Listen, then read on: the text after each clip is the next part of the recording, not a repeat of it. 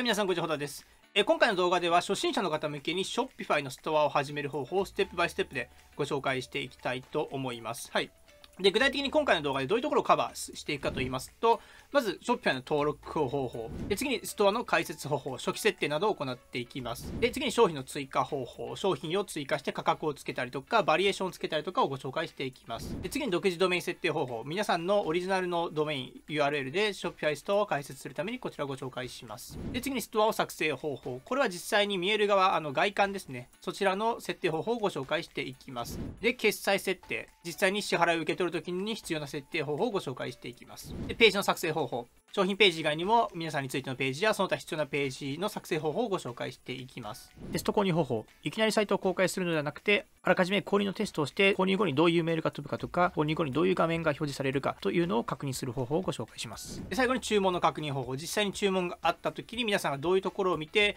どういう操作をしていけばいいのかというのをご紹介していきたいと思います。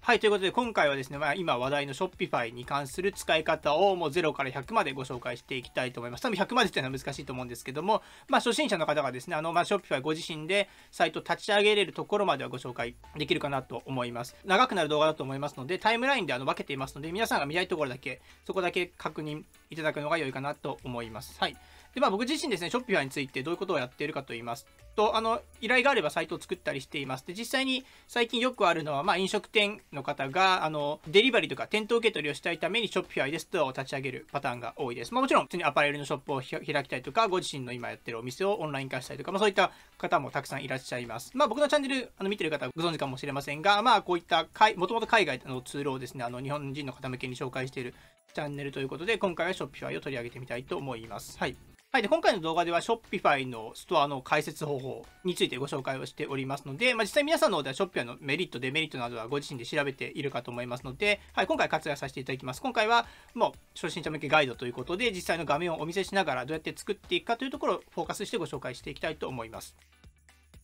はい、それではですね、まず画面を実際にお見せして、これからご紹介していくんですけども、それより前にまず皆さんのでご用意いただいた方が良いものというのがいくつかありますので、そちらをご紹介したいと思います。全部を用意する必要はありませんが、あらかじめ手元に置いておくと、制作が楽になるよというものになりますので、参考にいただければと思います。まず1つ目が商品リストということになります。もちろんですね、皆さんこれからストアを一から開設される方も、別のショップから移行される方もいらっしゃるかと思います。でもし移行される場合は、今あるストアからですね、例えばこういった形で Google シートとかスプレッドシートであらかじめざっくりとでも全然大丈夫なので、こういった形で表を作っておいて、それを持っておくとかなり商品を追加するときに便利です。で、場合によってはもうこの情報をそのままインポートすれば、もうすぐ Shopify のストアに商品が反映されるという仕組みもできますので、こういうのを用意しておくことをお勧めします。商品名、商品説明、価格、あと SKU の番号があったり、あと画像のファイルのリンクとか、あと販売先ですね。これまた詳しくご紹介しますが、ストアで販売するのか、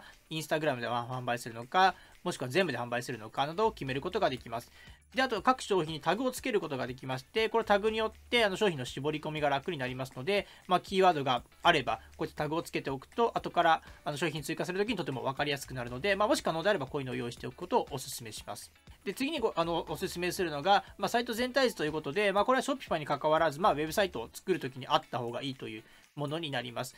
どういったページで、例えばトップページから商品ページ、About Us ページ、ご利用ガイドとかいろんなページに飛んで、そこからどこに飛んでみたいな形のをあらかじめ、手書きでも全然大丈夫ですので、こういうのをあらかじめ用意しておくと、後からページを増やしたいときに、どういう動線でこのページに進めばいいのかというのが分かりやすくなります。はい。あとあるといいものが、独自ドメインになります。で、これはですね、Shopify 始めるときに、まず皆さんの方では Shopify のサブドメインを作ることができます。myshopify.com というドメインを取得することができるんですが、これはあくまでも Shopify の各ストアを区別するためのドメインになりますので、実際に皆さんがストアを公開するときは、皆さんのドメイン .com とか、.net とかいろいろ .jp とかいろいろありますが、皆さんの独自ドメインでサイトを公開することになるかと思います。で、ドメインは早い者勝ちですので、あらかじめもし皆さんがアイデアがあれば先に取っておいた方がいいです。あと先に取っておくことによって、ドメインの設定とかの手間もスムーズになりますので、もしもうこれでやってるドメインがあれば、取得いただくのがいいですし、それかもし皆さんのですでにワードプレスとかでもうホームページを持っているということであれば、それを使うことも可能なので、今回新しく取る必要はないという形になります。はい、あとあるというものがクレジットカードになります。で、Shopify はこちらに記載の通り、クレジットカード不要で14日間まず無料で試すことができます。はい。なので、もちろんですね、クレジットカード別になくても、実際に Shopify の中を見て商品を追加したりサイトを作ったりすることができます。ただクレジットカードを追加、またこれ後でご紹介しますが、クレジットカードを追加してプランを一旦選択しないとチェックアウトの画面に進むことができません。で、これはまあ別にいいっちゃいいんですけども、しっかりとテストの購入とかをする必要があると思います。もし実際に本格的にそのストアを公開するとなった時は、実際にまず管理者側から実際に購入をして送料がちゃんと反映されるか、この条件で送料を埋めるようになっているかとか、実際にこの確認メールが届くかどうかみたいなことを確認する必要があると思います。で、その時には無料トライアル期間であっても一旦クレジットカードを登録して最低でもベーシックプランを選択いただく必要があります。無料の期間内であればもちろんまだ無料で使うことができますので、その14日以内に解約いただければ問題がないんですけども、なので実際にチェックアウトの画面を見るためにはクレジットカードが必要になるので、ここは皆さんにお任せしますが、あるといいという形になります。最後はここにも書いてありますが、メールアドレスということで管理者用のメールアドレスが1つ必要になりますので、それだけ用意いただければと思います。なので最低限はこの5個だけ5点用意いただくと、比較的スムーズに Shopify のサイトを作ることができるかなと思います。はい、そしたらですね、まず Shopify の始め方ですけども、まずこの Shopify.jp に進んでいただきます。で、僕の動画説明欄にリンクを貼っておきますので、そちらから進んでいただければと思います。で、もともとはですね、Shopify.com というサイト、もちろんこれ海外の、もともとはカナダのビジネスなんですけども、そちらが発祥で今、日本でも広がっているんですけども、もともとは Shopify.com というサイトにアクセスして始めてたんですけど、今回も日本の法人ができているということなので、Shopify.jp にアクセスいただければ、もう皆さん日本語で情報をゲットして、しっかりと理解した上で始めることができるという形になっています。で、まず始め方ですね、この Shopify.jp に行っていただきますと、こういった形のホームページがあります。で、ここですね、もうメールアドレスを入力してくださいで、ショップを開設することができますので、例えばですが、ちょっと今適当なメールアドレスを入れます。で、ここに注意書きが書いてありますが、Shopify には無料プランというのは存在していません。で、14日間の無料のトライアルというのがありまして、それがクレジットカードいらないので、その14日間が終わったら、じゃあ、クレジットカード登録して使いますか、それとももうこれで一旦やめますかという選択肢があります。はい。なので、ちょっと触ってみたいという方でも、いきなり課金されるということはありませんので、メールアドレスを入れて、ショップを開設して、実際に触っていただくのがいいかなと思います。で、もし14日間ダメだったとしても、他のメールアドレスでもう一回試して、もう一回作り直すことになるんですけども、また触ってみて、じゃあ14日後にどうするかっていうのを決めることができるという形です。で、今回ちょっとメールアドレスを入れてショップを開設するをクリックします。で、そうしますとこういった形でまずメールアドレスが出てきて、で、パスワードを決めることができます。これも5文字以上ということなので、ちょっと今適当に入れます。で、ストア名ですね。これも後から変更することができるので、ちょっとホダプレスと入れてみました。で、次にストアの URL ということで、これは何々何々myshopify.com ということで、サブドメインの形になります。で、これはですね、後から変更することができないんですけども、多分 95% ぐらいの方たちは、もうご自身の独自ドメインというのを使うと思いますので、これ自体は実際にユーザーにシェアすることはないんですけども、ログインで使ったりとかします。で、結構ですね、ここのドメイン取られているので、そこまでこだわる必要ないかなと思います。例えばですが、ホーダーで取ろうとすると、もう他にオーナーさんがいらっしゃいますということで、もちろんこれ世界中で皆さん使っているので、基本的に大体取られています。なので、後で数字をつけたりとか、適当に被らないようにしておけば問題ありません。これ自体特にシェアすることはないので、そこまでこだわる必要ないかなと思います。で、こちらでストア URL を作りまして、ストアを開くをクリックします。はい、そうしますと、簡単に最初にですね、簡単なアンケートというのがありますので、こちらに回答していきます。そこまでこだわる必要ないかと思いますが、スキップもありますので、特に回答したくない場合はスキップでも良いかなと思います。はい、で、こういった形で、ちょっといろいろチェックをして進めていきます。この辺りも全然適当で大丈夫です。はい、そうしますと最後のステップということで、支払いを受けるために住所を追加しますというのが出てきます。で、これ何かと言いますと、Shopify にはいろんな支払い方法を含めることができるんですけども、一番便利なのが Shopify Payment という支払い方法です。で、これは Shopify が提供しているもので、もうそれだけ登録しておけば基本的にクレジットカードも受け入れるし、もうすごい便利というものがあります。それを受けるためには、やはり皆さんが誰かというのを Shopify は知っておく必要があるので、ここに皆さんの情報を入れていただくという形になりますので、ここは必ず埋めるようにしてください。もちろんこれも後から変更することができるので、実際の店舗の情報とか皆さんのご自宅の住所とかちょっとわからない場合があるとしても、どちらか入れていただければ大丈夫かなと思います。はい、そうしまして入力ができましたら、このストアに入るをクリックします。はい、はい、そうすると少し時間がかかりますが、こういった形で Shopify のダッシュボードに入ることができました。で、ここがですね、Shopify でいわゆるダッシュボード管理画面ということで、裏の画面ですね、実際に皆さんが商品を追加したりとか、テーマを変更したりとか、もろもろ設定を行う画面がこちらになります。で、トライアルから始めていただいた方は、この一番下にトライアル期間が始まりましたということで、今日から14日間利用することができるという形になります。で、実際に今、ここをクリックしたんですけども、今日の日付から起算して、14日後までは無料でトライで利用することができますが、その後はこのプランから選んでくださいという形になります。で、基本的にですけども、ベーシックプランで十分です。普通の企業様とかでもベーシックプランで特に問題はないかなと思います。アプリとかでちょっと支払いとか配送系の API とかの要求がされる場合はスタンダードプランにする必要がありますが、ほぼほぼベーシックプランで大丈夫です。またこれに関しては皆さんで調べていただければと思います。ここに書いてある通り、その14日後ですね、それまでにプランを選んでいただければ、ストアは閉鎖されませんが、そこまでに何も選択しないと、この無料トライアルのアカウントはなくなってしまうという形になります。で、実はですが、ちょっと下に行っていただくと、これですね、オンラインストアを使わない方向けのプランということで、実は$9毎月払えば、一応ストアは公開されないけど、皆さんが今までこの無料トライで使ってきた情報は残せるというプランがあります。保留プランのような形で、ちょっともしかしたら使うかもしれないから、今までちょっと12日間いろいろ作ってきたのを消すのは嫌だという方は、ちょっと一旦この毎月$9のプランで、ちょっと保留していくというのも良いかと思います。これは皆さんにお任せしますが、一応こういうプランもあるということは、覚えておいて損もないかなと思います。はい、そうしましたらですね、まず1からストアを作っていきたいと思いますが、まず簡単にこのダッシュボードのご説明をしていきたいと思います。まずこのホームということで、ホームはダッシュボードのホームということで、特に利用するところはないんですけども、ストアの全体の情報を知ることができるという画面になります。ここに最新のショッピファイのニュースが出てきたりとか、であとこの設定ガイドということで、ここでもう何をすべきかというのが書いてあります。商品をまず追加してくださいとか、テーマをカスタマイズしてくださいとか、ドメイン追加してくださいとか、販売チャンネル設定してください、支払いを設定してください。基本的に本当にこの5個を行えば、ストアを開設することができるという形になります。で、その他こういった情報が入っているので、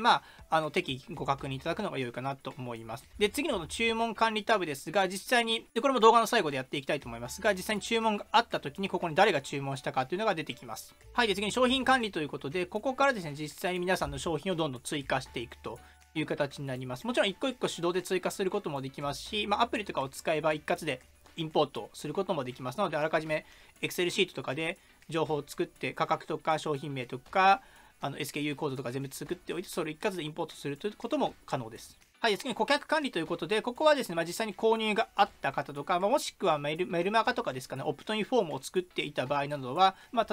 たとえ商品を買っていなかったとしても、メールマガジン登録している方などのリストが出てくるという形です。もう何かしらのエンゲージメントですね、こういう商品購入とか、メールマガ登録があった方たちのリストが出てくるという形になります。はい、で次にストア分析ということで、これはですね、Shopify 自体に、Google Analytics のようなサイト分析ツールがもうすでに入っています。で、実際にセッションツールとか、実際にいくら売上今日があったとか確認することができます。はい。なので、ストアを運営した後ですね、実際にストアを開設して、ある程度、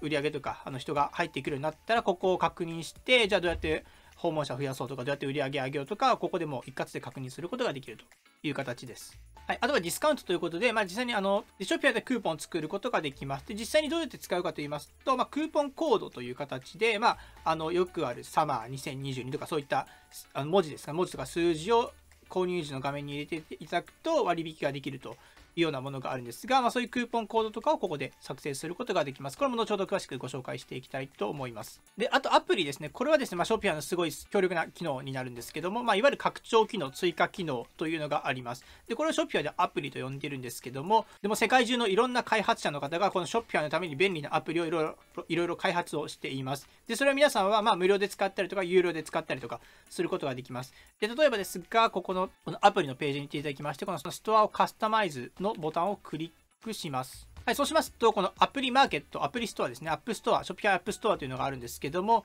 ここからですね、もう無限に、もうすごい膨大な数のいろんな様々なアプリがあります。で、例えばこういうプロダクトレビューですね、実際に商品のレビュー機能を追加するアプリとか、本当にいろんなアプリがあるので、皆さんここからですね、どんどん足りない機能を追加して、ストアをもっと機能的にさせるというこことが Shopify 可能になっています。でもうほとんどですね、もう皆さんが入れたい機能というものは全てアプリで実現できると言っても過言ではないほど、Shopify でアプリが充実しています。で、Shopify のアプリの特徴としましては、もちろん無料のものもあるんですが、基本的に有料のものが多いです。で、またその有料というのは、買い切りではなくて、Shopify の場合、基本的にアプリを使っている限りは、サブスクリプションの形でアプリを使うパターンが多いので、なので、そこは皆さんの予算とのご相談にはなるかと思いますが、もしですね、欲しいアプリがあった場合は、しっかりとその料金というのを確認しておくべきかなと思います。はい。あとはこの販売チャンネルというところで、ここはどういうところかと言いますと、実際に、じゃあ皆さんのこのストアに上げた商品をどこで売りますかということになります。で、もちろんですね、オンラインストアで売るのは当然なんですが、Shopify は、Google のショッピング機能と連携したりとか、Facebook、で具体的に言うと、今、Instagram で物販ができるというのは皆さんご存知かと思いますが、Shopify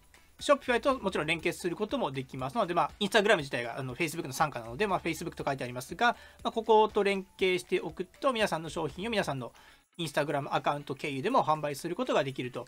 いう形になります。はい。あとは購入ボタン、バイボタンということで、これは何かと言いますと、皆さんが例えばワードプレスとか別のもうすでにウェブサイトを持っている場合ですね、そこに購入ボタンだけを埋め込むことができますので、実際の商品管理とか Shopify で行って、例えばワードプレスのサイトで特別の LP を作って、そこにボタンを作っておいて、そこをクリックすると Shopify の方で決済ができるというような仕組みがあります。で、これが購入ボタン、バイボタンというんですけども、そういうのも作ることができるという形になります。で、もちろんですね、オンラインストアというのを皆さん作って、実際のこの Shopify のストアでも販売できるようにすると思うんですけども、ここをクリックすると、まずテーマというのが出てきます。で、ここは何かと言いますと、名前の通りですね、実際のストアの外観などをカスタマイズすることができる部分です。で、ここに目のアイコンがあるんですけども、ここをクリックすると実際に今のテーマというのを確認することができます。で、もちろん今これデフォルトですので、全然何もデザインされていない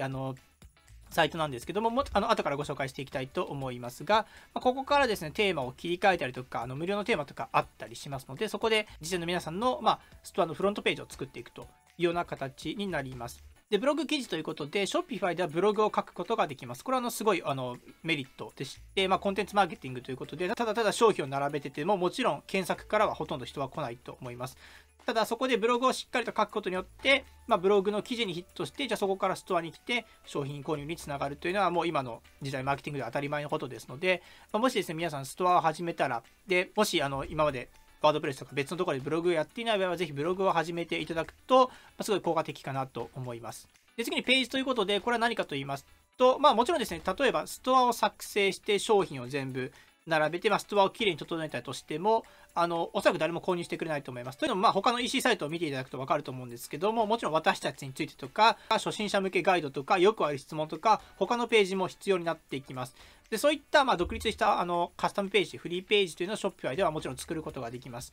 で、ここからページを追加でクリックいただきますと、簡単にそれぞれのページを作成することができます。この方法についても後ほどご紹介したいと思います。あとはメニューということで、これはどういうものかと言いますと、いわゆるこういうヘッダーにあるこういうメニューですね。こういうところをメニューと、ウェブの世界で呼んでいるんですけども、こういったところのメニューを、ここでリンク書ですか、リンクのリストというのをここで管理することができます。はい。あとは各種設定ということで、簡単な SEO 設定だったりとか、Google Analytics のコードを入れたりとかできるという形になります。ここでちょっと大事なところと言いますと、このパスワード保護という部分があります。で、これはどういうことかと言いますと、皆さんが無料トライアルをしている間ですね、無料トライアル中はストアを公開することができません。で、実際に先ほどこの目のマークを押して、実際にこのストアが見れたんですけども、これは僕自身が今管理者としてログインしているから見れています。で、例えばですが、ここのリンクですね。この今、まだサブドメインですけども、このリンクを実際にコピーして貼り付けてみると、今ちょっと別のブラウザで第三者としてログアウトしている状態で見ていますが、こういった形で、サイトが表示されていません。で、オープニングスーンということで、別の画面が見えています。で、これはなぜかと言いますと、もちろん無料トライアル中にストアを公開して販売とかあっても、Shopifyは困ってしまうので、無料トライアル中はあくまでも開発段階ということで、外部の人がアクセスできないようになっています。で、もしですね、テスト購入とか、実際に第三者の視点で、皆さんのスマホとかから見たいということもあると思いますが、そういう時はこのパスワードを入力することによって、パスワードを知っている人だけがアクセスできるという形です。で、そのパスワードがどこにあるかと言いますと、先ほどのこちらですね。これはあらかじめ Shopify が用意している、簡単なパスワードになりますので、これをコピーしていただいて、貼り付けてストアに入るをクリックすると、ログインしてない人でもここで確認することができるという形になります。なので、もちろん一般公開するにはまずパスワードがあるので難しいので、あくまでも無料トライアル中は開発期間という形で見ていただければと思います。なので、もし他のデバイスで見てログインできないという場合がありましたら、こちらの各種設定のパスワード保護のこのパスワードを教えてあげると、他の人も確認、皆さんのチームとかでも確認することができるという形になります。はい、それでは実際に細かいところから設定をしていきたいと思います。はい、それではここからはですね、実際に細かい設定、最初のストア設定などをしていきたいと思います。はい。で、まず何をするかと言いますと、まずこのダッシュボードの一番左下ですね、この設定という歯車アイコンがありますので、こちらをクリックします。そうすると、こういった形で、設定画面というのが出てきます。で、左のこのサイドバーにいくつか項目がありまして、この各項目をクリックすると、いろんな設定を開くことができるという形になります。で、この設定について細かくご紹介していきたいと思います。まずはストアの詳細ということで、ここは基本的に皆さんが最初に登録した情報が出てきているので、そのままで大丈夫かなと思います。特に大きく変更することはないかなと思います。もし変更する必要がある場合は、この編集をクリックすると、住所とか、サイトの名前とかを変更することができるという形です。基本的にそのままで大丈夫かなと思います。はい。で、あと、解説が必要そうなところと言いますと、この注文 ID の形式を変更することができるという部分があります。で、これは何かと言いますと、もちろん皆さんストア公開した後はどんどん注文が入ってくるかと思いますが、その時に注文 ID というのが、それぞれの取引ごとに生成されます。これはもちろん、他の EC サイトでもそうですけども、どの取引かを区別するために、各、Amazon とかでもそうだと思いますが、何々が購入があると、購入 ID はこれですみたいなのが出ると思いますが、はい、もう各購入を識別できるように ID が振り分けられます。で、この時の ID がデフォルトの状態ですと、このシャープ1001から始まりますと書いてありますが、で、それのですね、前後の文字を決めることができます。基本的に変更することはないかと思いますが、例えば、このプリフィックスというのはこの1001の前につくものになります。で、このサフィックスと言いますのが、この数字の後ろにつく言葉になります。例えばですが、ないと思いますが、こういった形で、ホダと入れると、注文 ID がこういった形で生成されるという形になります。基本的にこだわる必要はないかと思います。もし何かしらこだわりがある場合はですね、例えば、こういう形で HO とやりますと、こういった形で数字の前にこの文字がつくというような形になりますが、特に問題なければこのままで大丈夫かなと思います。はい、で次にプランということで、これも動画の最初の方でご紹介しましたが、ショッピファイのプランについての設定画面になります。で、今トライアル中ということで、こういうふうに出ていますが、で、ここでですね、次回の請求日ということで、もしですね、トライアルを始めて、残りいつだっけとか、わからなくなった場合は、ここのページに来ていただくと、残りは、何日間ですというのが表示されますので、はい、そこで確認することができます。で、もしですね、先ほどもご紹介した通り、無料トライアルが終わった後ですね、クレジットカード登録しないと、そのままストアが閉鎖されてしまいますので、ここで決済、プランを選択するか、決済方法を追加いただくと、その後、課金はされますが、このままこのストアを続けることができるという形になります。はい、あとこちらのプランについてちょっと知っておくべきことというのがありまして、もちろん14日間の無料トライアル期間であれば課金されることはありません。ただ、ここではクレジットカード登録しておいた方がいいです。というのはなぜかと言いますと、もちろん登録してもしなくても14日間無料なんですけども、登録しないとチェックアウト画面を確認することができません。で、どういうことかと言いますと、今こちらのサイトで試しに今商品を追加して購入テストを第三者目線でしようと、テスト購入ですね、しようとしています。で、この購入手続きをクリックしますと、チェックアウトは利用できませんというふうに出てきます。で、これはなぜかと言いますと、今この無料トライアル中で、かつ、クレジットカードをまだ登録していない場合ですね、この時はチェックアウト機能を使うことができません。なので、もしですね、仮に12日後に辞めるとしましても、別にそれまでにキャンセルすれば課金はされないので、ここでクレジットカードを登録しておくと、実際にテスト購入も試すことができる。実際のチェックアウトの流れというのも確認することができるので、これも皆さんにお任せしますが、もし購入画面を確認したい場合は、クレジットカードをあらかじめ登録しておくのが良いかと思います。でもちろん不要であれば14日間以内に解約していただければ課金はされないという形です。で、実際の支払いテストなどをするためにはプランを選択する必要もあります。なので、まずここでクレジットカードを登録して、プランを選択をクリックします。で、基本的にベーシックプランで大丈夫だと思いますので、こちらを選択して、次に支払い方法ですかね。どういうサイクルで支払いますかというのを決めることができます。もちろん、まだ課金はされません。こちらに書いてある通り、無料体験が終了するとこまでは請求がされないという形ですが、ここで設定しておくと、実際の決済画面とか本番に近い形でサイト、ストアを確認することができるということです。はい。なので、もちろん最初の方はですね、全然月ベース、月額でいいかなと思いますが、もし本格的にショッピファイ使っていくとなった場合は、年間とか2年払いとかの方が、ロングランで見るとお得になるということですので、一旦この月ベースで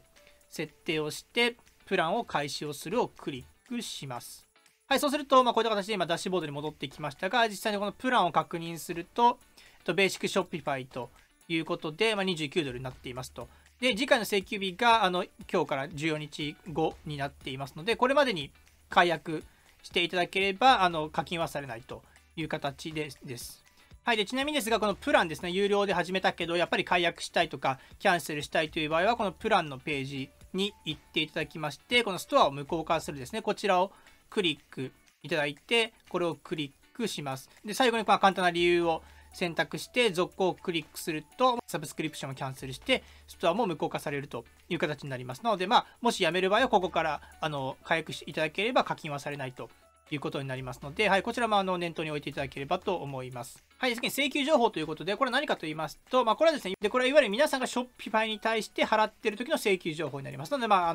先ほどのプランと一緒ですね。プランに支払っている請求書の履歴というのをここで確認することができます。基本的に毎月$29だと思いますが、そこが表示されると。で、今この支払い方法でショッピファイに払ってますよという、履歴とかを確認するページになります。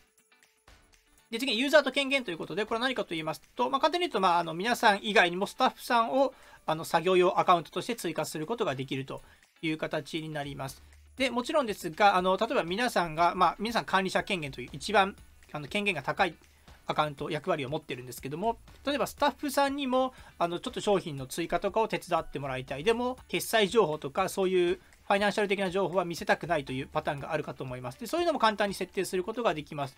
例えばですが、ちょっと名前適当に入れますが、名前適当に入れまして、このスタッフさんのメールアドレスと名前を入れます。で、ここでスタッフの権限を割り当てることができますので、例えば、この人は注文管理と商品と顧客管理とかを見れるけど、他のこういう支払い方法はちょっと見えないようにしたいというふうに細かく権限を割り当ててアカウントを作成することができます。で、それを例えばスタッフの方とか従業員の方にお渡しして、じゃあそこでちょっと作業お願いしますということができます。なので皆さんの管理者アカウントを渡す必要なくスタッフを追加できるという形です。で、この追加できるスタッフというのはプランによって異なりますので、もしたくさん必要であれば、プラン、ショッピファイのプランでも、$79のプランが必要だったりとかするパターンがあります。で、例えば今これ適当にちょっとスタッフを追加して、招待を送信するをクリックしました。で、そうすると、どういうメールが飛ぶかと言いますと、これですかね、このクリエイトスタッフアカウントというメールが今飛びました。で、これはちょっと英語なんですけども、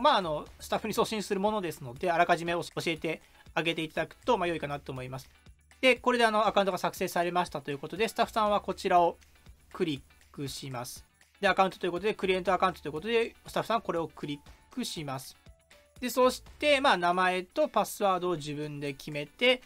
Shopify のアカウントを作成することができるという形です。で、スタッフさんはこの今作成した自分のパスワードでログインして、この、今のサイトで言うと、このホダプレスのサイトにアクセスして、管理画面で商品追加とかできるという形になります。で、無料トライアルとか、ベーシックプランですと、スタッフは2人まで追加できます。なので、自分とプラスもう2人、どなたかを追加して一緒に作業することができるという形になります。はい、次に決済の設定についてしていきたいと思います。で、これはですね、もちろん決済に関することですので、できる限り早めに設定しておくのが良いかなと思います。で、Shopify はですね、冒頭でもご紹介したんですけども、一番便利なのが Shopify Payment という支払い方法になります。で、ここに記載の通り、クレジットカードとか Apple Pay とか Google Pay とかはもうデフォルトで使うことができるようになっています。基本的にもうこれだけあれば、基本的にもう最近のオンラインショップですと問題がないかなと思います。で、Shopify Payment でこのアカウント設定を完了するをクリックします。で、そうすると皆さんのビジネスに関する情報を入れてくださいということで、個人ですかとか法人ですかとか出てきます。で、あとはもうここを全部埋めていただいて、あとは商品の詳細ですかね。ここでどういう商品売りますかというのがあるので、ここを書きます。ここは本当簡単に、簡潔に書いていただければ大丈夫です。基本的にそれで拒否されるということはありませんので、こういうものを売りますとか、そういうのを書けば大丈夫です。で、Shopify ペイメントを使う場合はですね、もちろん Shopify、まず Shopify が、代行します。そのクレジットカードとか Apple Pay とか全部をまず代行して Shopify の方で決済をしてくれます。で、その後、売上とかを皆さんの銀行口座に振り込んでくれるので、その時のもちろん皆さんの銀行口座もここでセットすることができるという形です。で、すべて情報を入力しますと、ここのボタンが緑色になりますので、こちらをクリックいただくと、もうそれで Shopify ペイメントが使えるという形になります。で、実はですね、Shopify ペイメント以外にも、もし他の支払い方法を希望する場合は、こういった形で PayPal を入れたりとか、Amazon Pay と連携したりとかもすることができます。で、あとは大体決済方法ということで、もし Shopify ペイメント以外にもですね、決済代行サービスとかをもし皆さんがすでに使っている場合は、それを引き継ぐことも可能です。で、割と最近ですね、日本の決済サービスとも連携し始めてきておりまして、ここをクリックすると、こういった形で様々な支払い方法と連携することができます。例えば、コンビニ決済する場合ですと、小文字とかと連携する方もいらっしゃいますし、いわゆるキャリア決済ということで、こういうドコモ決済とか、ソフトバンクペイメントとかと連携するパターンもあるかなと思います。はい、なので、ここはですね、皆さんのビジネスに応じて、そういう支払い方法を選んでいただくのが良いかなと思います。で、あと手動の決済方法ということで、よくあるですね、代引きとか、そういうのも一応作成することができます。で、例えばこのキャッシュオンデリバリーというのが代引きに該当しますし、あとはバンクデポジットというのが銀行払いに該当します。で、どういうことかと言いますと、例えばですが、で、クリックするとこういった形で、詳細と支払いの手順というのが出てきます。ここに書いてある通り、決済選択するときの名前と、お客さんがこの決済方法を選んだときに、じゃあどうやって払いますかというのが出てきます。はい。なので、一旦これちょっと試しに有効にして、また後ほどのテスト購入の時にご紹介したいと思います。で、そうすると今このキャッシュオンデリバリーが有効になっていると。でもちろんこれは手動の決済方法ですので、Shopify ペイメントと組み合わせたりとか、この代替サービスと手動の決済方法を組み合わせたりすることは可能という形です。基本的にですが、ほとんどの方はもうこの Shopify ペイメントを使う形が多いかなと思いますが、はい、他のも使えますよというのは、一応認識いただければ良いかなと思います。はい。あと、Shopify ペイメントに関しまして、細かい設定もすることができます。で、この管理するボタンをクリックしますと、Shopify ペイメントに関する説明が出てきます。で、こういった形で今 JCB チェックされてないんですけども、まず Shopify ペイメントの設定を完了すると、これは選択できるようになります。というのもちょっと JCB に関しましては審査があるということで、全然そんな簡単な審査ですけども、まず登録してから選べるようになるという形になります。で、こういった形で他のペイメントも使えますよということで、あとは支払いスケジュールですかね。実際にどのくらいのスパンで皆さんの銀行口座に振り込みますかとか、例えば毎週金曜日に振り込んでほしいとか、毎月27日に振り込んでほしいとか、そういうのを選択することができます。はい。で、あとはですね、ユーザーさんにどうやって記載されるかですかね。ユーザーさんのカードの明細にどういった形で記載されるかとかも確認することができるという形になります。で、あとはテストモードというものがありまして、まずですね、Shopify ペイメントを設定した後は、このテストモードにしておくと、実際のお金のやり取りをすることなく、購入後の成功画面とか、購入後の失敗画面とかを確認することができるという形になります。はい。で、次にチェックアウトに関する設定です。で、チェックアウトはどういうページかと言いますと、いわゆる決済ページですね。商品、お金を支払うところのページをチェックアウトと呼ぶんですけども、そこの設定になります。で、ここは結構重要でですね、皆さんでしっかりと考えて設定いただくのが良いかなと思います。で、まず顧客アカウントということで、チェックアウトするときにお客さんがアカウント作成することができるかどうかというのを決めることができます。で、デフォルトですと、まずアカウントを無効化するとなっていまして、これどういうことかと言いますと、先ほどのこの第三者側の画面ですね。で、ここで今サイトを見ていますが、アカウントを作成するとかログインするページ、ログインするボタンというのはまだ存在していません。で、これなぜかと言いますと、で、これはテーマにもよるんですけども、今ここ無効化しているので、もうこのサイトでは、購入するときにアカウントは作成できないということになっていますので、購入するときはもうゲスト購入ということで、アカウント作成せずに、ユーザーさんが毎回手動で情報を入力して買ってもらうという仕組みになっています。これデフォルトですね。で、ここで選択肢がありまして、それを任意にするか、必須にするか、無効化するかを選ぶことができます。基本的には任意にするか、必須にするかになるかなと思います。で、例えばですが、アカウント作成を任意に保存をします。で、今まだこれちょっとデフォルトのテーマですけども、ここページ更新すると、こういった形で、今人のマークが出てきました。で、よくあるアカウント作成のマーク、アカウントの画面ですけども、クリックすると、こういった形でアカウントをログインする画面とアカウントを作成する画面というのが出てきました。はい。で、なので、任意なので、ユーザーさんは購入するときに別にアカウント作成しなくても作成してもどちらでも大丈夫ですよ。作成したら便利ですけど、みたいな形で設定をすることができます。でもしくは必須にすればもちろんアカウントを持ってないとチェックアウトはできないという設定です。という形です。これは皆さんのビジネスに応じて選んでいただくのがいいかなと思います。無効化にする例はほとんどないと思いますので、任意にするか必須にするか、どちらかになるかなと思います。はい、そして次の設定ですけども、お客様の連絡先ということで、ユーザー、お客さんももちろん連絡取る必要があります。注文の情報とか、購入確認メールとかを送る必要があるんですけども、その時に電話番号かメールを使うことができるか、もうメールアドレスは入れてくださいというふうな設定ができます。で、基本的にこれどういうことかと言いますと、もうこれは下でいいかなと思います。日本ですとまだ SMS 使う習慣があまりないと思うので、普通の一般的なサイトであればメールアドレス経由で、お客さんに通知を送るというのが一般的かなと思います。はい、あと他の設定としましては、この配送の更新情報を受け取るというものがあります。で、これはですね、よくある Amazon とかでもある商品が発送されましたとか、そういうメールに関してですが、設定することができるという形です。で、この今下にですね、このお客様注文状況ページからショップアプリをダウンロードできますというふうにあります。で、これはですね、ショッピファイとは別のアプリなんですけども、このショップというアプリがあります。で、これは何かと言いますと、いろんなストアの配送状況とかを確認するためのアプリなんですが、これを使うと、ショッピファイからの発送された情報というのを確認することができます。ただ、この僕の動画を撮っている段階では、まだこの英語ということで、おそらく日本の配送業者とまだ連携できていないかと思いますので、ここを別にオンにする必要はないかなと思いますので、ここは外していただいて大丈夫です。基本的にメールとかで発送されましたとか、そういうことをお伝えすれば問題ないかと思いますので、むしろこの上にチェックをしていただいて保存するのが良いかなと思います。はい。で、次にフォームのオプションということで、これは何かと言いますと、よくあると、チェックアウトフォームでお客様が入力する必要がある情報というのをここで決めることができます。で、実際にショッピファイの決済ページというのがこういった形になっていまして、これはテーマを変えても基本的に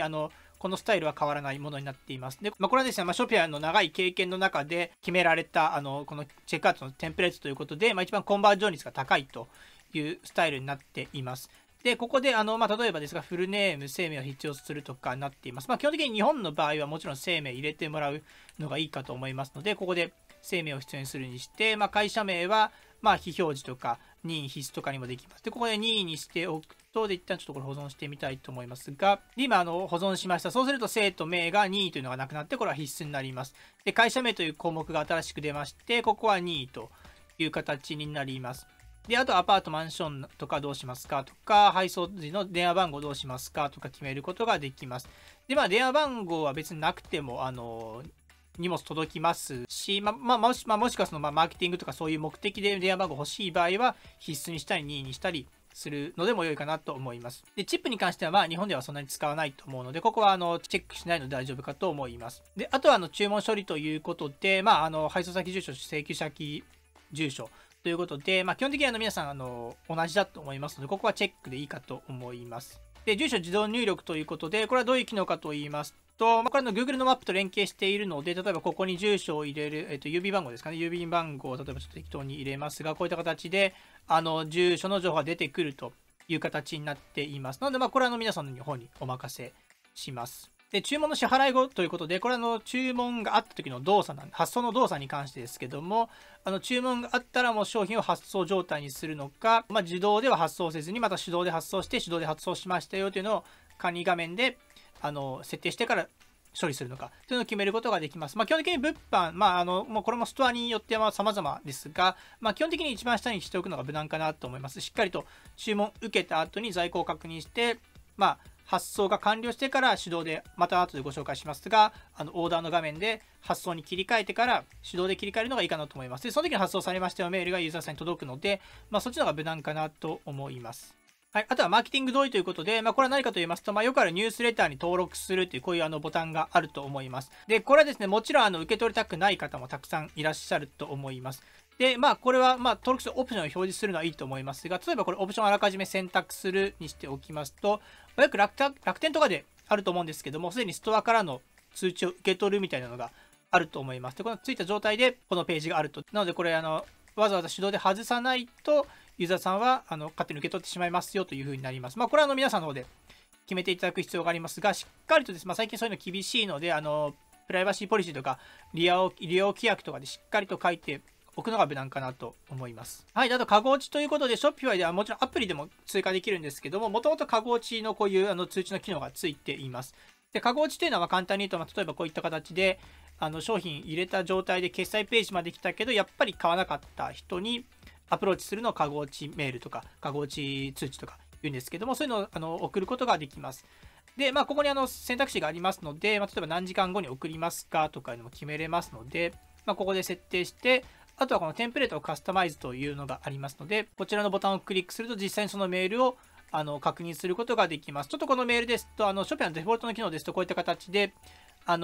コードで作られるのはちょっと難しいかと思うんですが、例えばプレビュー見るとこういった形で、これが残っていますけどどうですかみたいな形で送られます。も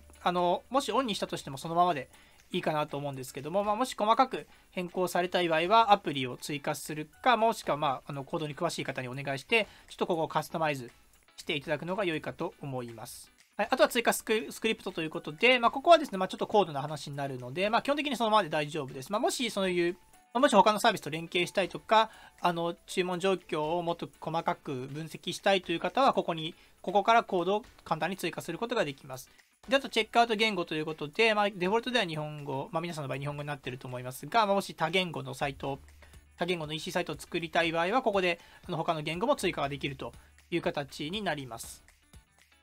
はい、次に配送と配達の設定になります。で、ここは簡単に言うと、送料の設定という形になります。例えば、いくら以上で送料無料とか、例えばこれとこれ、重さで送料の安さを決めたりとか、これ以上重たくなると送料高くなりますよとか、そういうのを細かく決めることができます。で、実際どうするかと言いますと、こちらの送料を管理するをクリックします。で、基本的にどういうふうに設定するかと言いますと、まずこの発送元というところがあります。で、ここの住所は皆さんのストアの住所になるかと思いますが、ここですね。ここで送料、例えば今これデフォルトですと、もう0円以上だと送料絶対1000円つきますと書いていますが、ちょっと一旦これ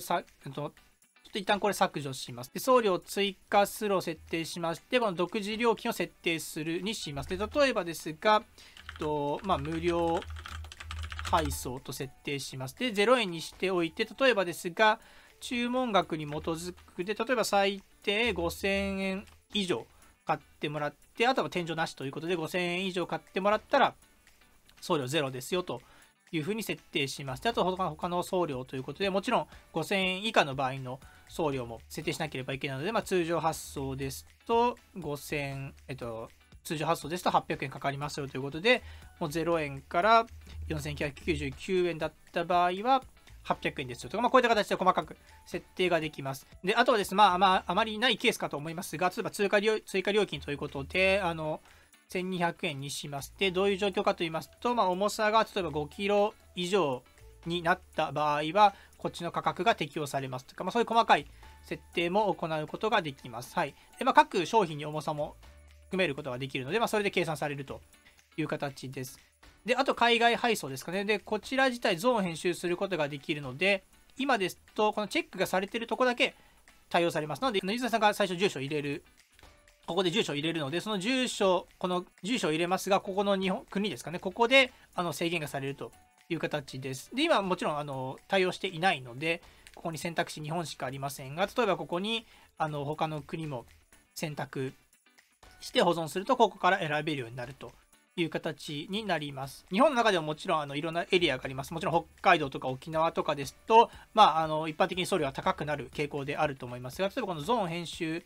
するをクリックします。で、そうしまして、ここで日本を検索します。で、そうすると、今この都道府県ごとにも分けることができるので、例えばですが、よくある沖縄とかですと、これ一回外します。はい。で、新しい配送エリアを作成します。で、沖縄と入れます。で、地域を検索して沖縄をオンにします。で、そうすると、今これ沖縄を除いた46都道府県に設定していますが、沖縄は沖縄でまた価格を決めることができます。送料追加するをして、例えば沖縄の場合はもう無料やってませんよということで、沖縄1000円にします。で、条件も特になく、沖縄だったら一律1000円のスタンダード配送しかできませんというふうに決めることができます。こういった形で柔軟に送料を決めていただくという形です。で、このユーザーさんが入力したこの住所に応じて、この中の該当する料金、送料が適用されるという形になります。なので、そこまで難しい設定ではないと思いますが、ここであらかじめ送料を定義することができるという形になります。はい、次に税金と関税ということで、ここはですね、正直触る必要はないかなと思います。もうすべて日本向けに設定がされています。で、触るとこと言いますと、すべての価格を税込みで表示するかしないかとか、そういった話になるかと思いますが、そこはまた皆さんの方で決めていただくのが良いかと思います。で、次にロケーションということで、これは何かと言いますと、もし皆さんが配送センターをいくつか持っていた場合ですね。で、どこの配送センターからこの商品が配送されましたとか、そういう、インベントリ管理、そういう、在庫管理とかをするためにこのロケーションを分けることができます。もし皆さんが普通に1箇所から配送する場合であれば、そのまま皆さんの、事務所とか、メインの倉庫の住所をここで設定すればいいですが、もし複数のロケーションがある場合は、もうそれも追加することができるという形になります。はい、次にギフトカードの設定ということで、クーポンですね。クーポンの有効期限を一括で設定することができます。で、基本的にギフトカードごとにもですね、こういった形で有効期限を設定することができるんですが、例えば有効期限ないとしても、何かしら決めておいた方がいいかと思いますので、ここで有効期限が5年ですとか、5ヶ月ですとか、もちろん何年でも何ヶ月でもいいですが、ここで任意の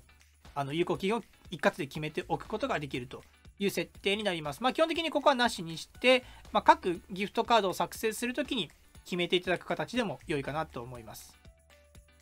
はい、次に販売チャンネルということで、ここはですね、最初にもさらっとご説明したんですけども、いわゆる販路ですね、どこで売りますかということの設定になります。で、オンラインストアというのは、この今皆さんが作っている Shopify ストア、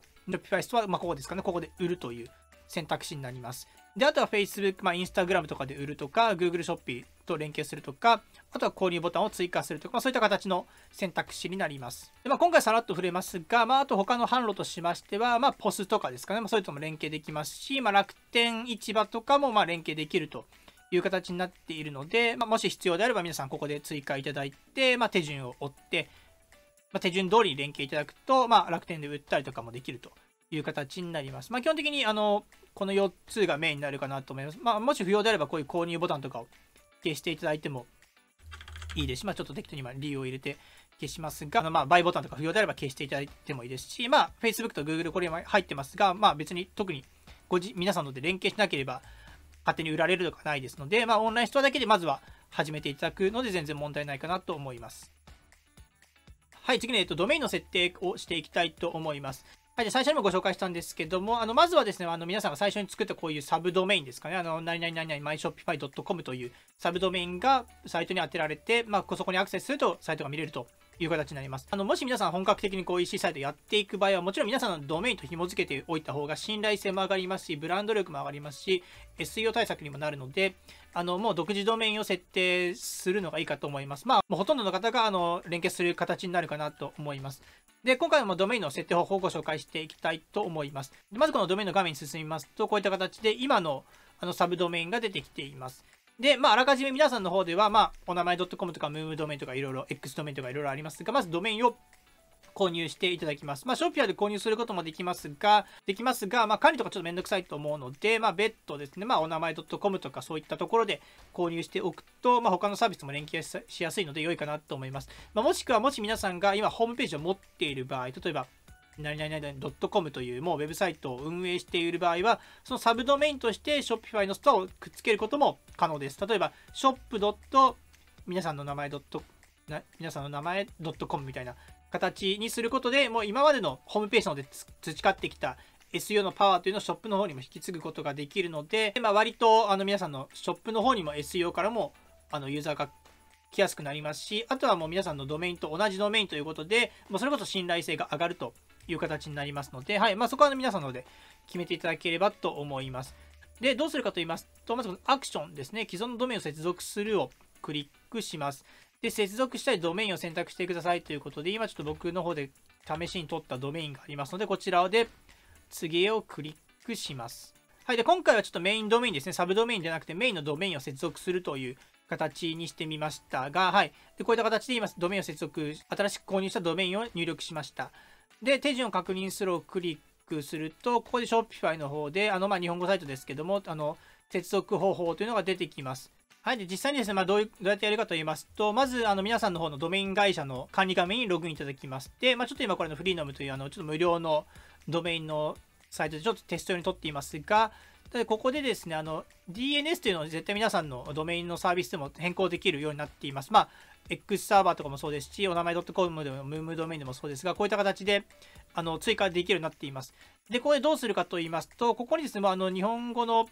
ここの記事に書いてありますが、この通り入れていただければ大丈夫です。で、具体的にどうするかと言いますと、まず例えばこの www を入れます。で、次 CNAME というのを選択します。で、次にこのターゲットというところを、次にこのターゲットというのを shopsmyshopify.com にします。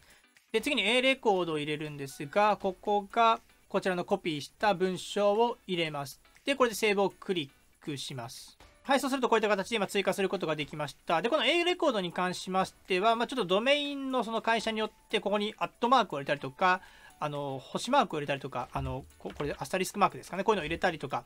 する必要があるので、またそちらは各、ドメインのプロバイダーに確認いただくのが良いかなと思います。で、この手順で、この接続を確認するをクリックします。で、そうすると、Shopify の方が、ドメインをスキャンしてくれます。で、もしこういう間違いがあると、こういった形でエラーが出てきます。もし正しく設定したのに関わらず、このようなエラーが出てくる場合は、ドメインの性質上、ちょっと反映に時間がかかったりするので、30分とかちょっと1時間置いた後にもう一度、同じようにドメインの認証をしていただくとうまくいくかと思います。でもしそれでもうまくいかない場合は何かしら設定が間違っていると思いますので、もう一度手順を確認していただいて設定いただくのが良いかと思います。はい、ドメインの設定が完了しますと、こういった形でドメインの部分に先ほど登録したドメインが表示されるようになります。で、ここにですね、接続済みと書いてあるので、もうこのドメインにアクセスすることによって、皆さんの Shopify のフロントサイトを確認することができるようになります。で、こちらの元々のサブドメインですね、こちらはログイン用に利用したりとか、どの Shopify のアカウントかを識別するために利用するので、ここでまだ表示というか、ここでどのドメインだったかというのを知ることができます。で、ドメインの取得直後ですが、この SSS 保留中というものが出てきています。でこの SSL というのは何かと言いますと、これドメインの鍵の機能になります。サイトの鍵ですね。この HTTPS の S の部分になるんですけども、最近はですね、もうセキュリティの関係でも HTTPS のサイトでないと、結構 Chrome ではアクセスができなかったりするので、もうドメインを取得するときはこの SSL 付きで取るのが今はもう当たり前になっています。で、Shopify の場合はこちらも代行して取ってくれるので、特に皆さんで何かをする必要はないという形になります。で、ちょっと時間が経ちますと、こういった形でもう保留中が消えまして、接続済みという形になります。あとはシンプルにこちらにアクセスいただければ、この鍵がついた状態ですね。HTTPS 安全な接続状態で皆さんのサイトに誰もがアクセスできるようになるので、はい、もうこの状態で OK という形になります。はい、次に通知設定ということで、これは名前の通りですね、実際に通知ですね、メール通知をもろもろカスタマイズすることができます。で、このようにですね、Shopify にはいくつかいろんな通知の種類がありまして、これをですね、各変更することが、カスタマイズすることができるという形になっています。基本的にはデフォルトではですね、そのままでも良いかなと思います。後から、運営していく中で必要であれば変えていただくのが良いかなと思います。というのもちょっと前半でさらっとご紹介しましたが、こういった形でShopify のリキッドという言語を使って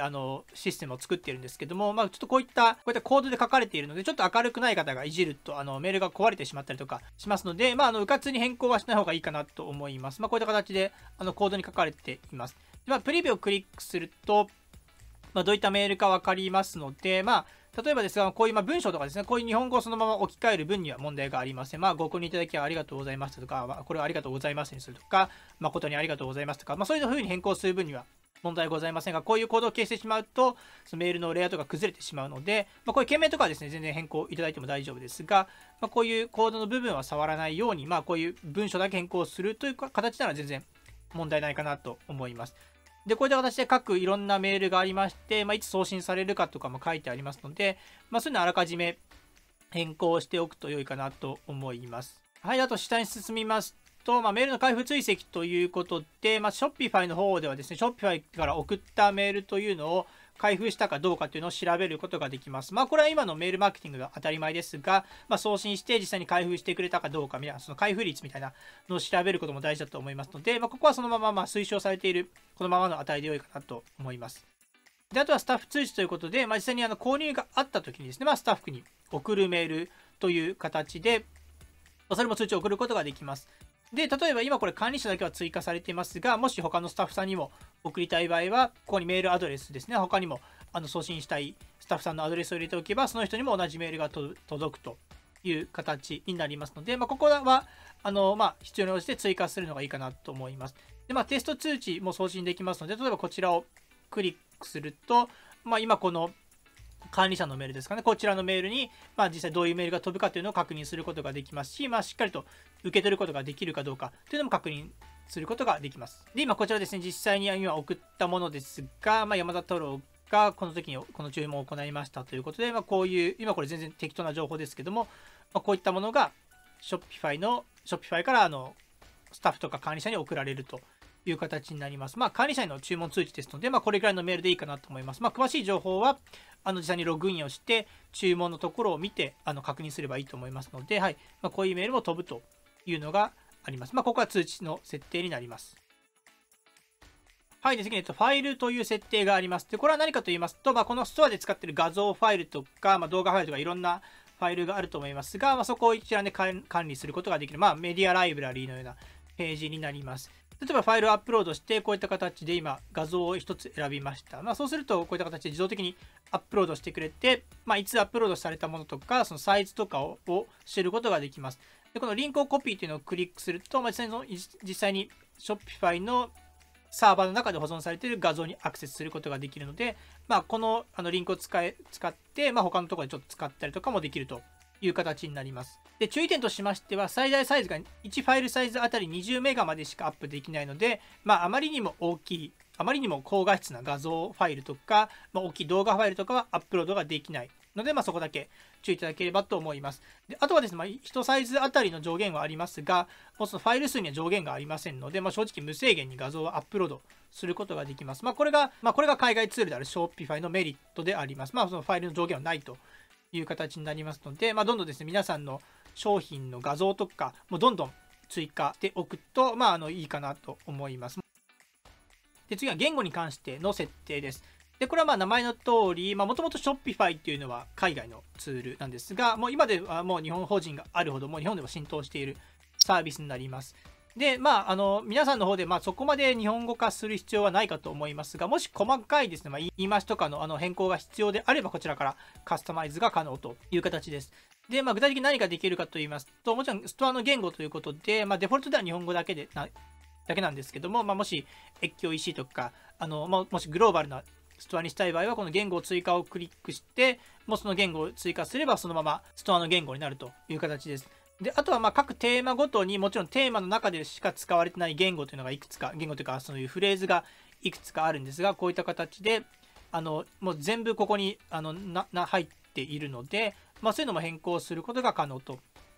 いう形です。で、デフォルトのテーマですとこういった形で全て日本語化されていますが、例えば有料のテーマとか購入した場合ですと、もうそれが全て英語のままになっているので、それを一旦全て日本語にする作業があったりとか、そういう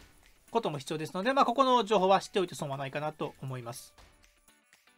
はい、最後にですね、ポリシー設定という設定が必要です。で、これは何かと言いますと、当然ですね、皆さん何かしらオンラインで購入する場合は、しっかりと、ルールといいますか、こういうプライバシーポリシーとか、利用規約とか、特徴法とかを確認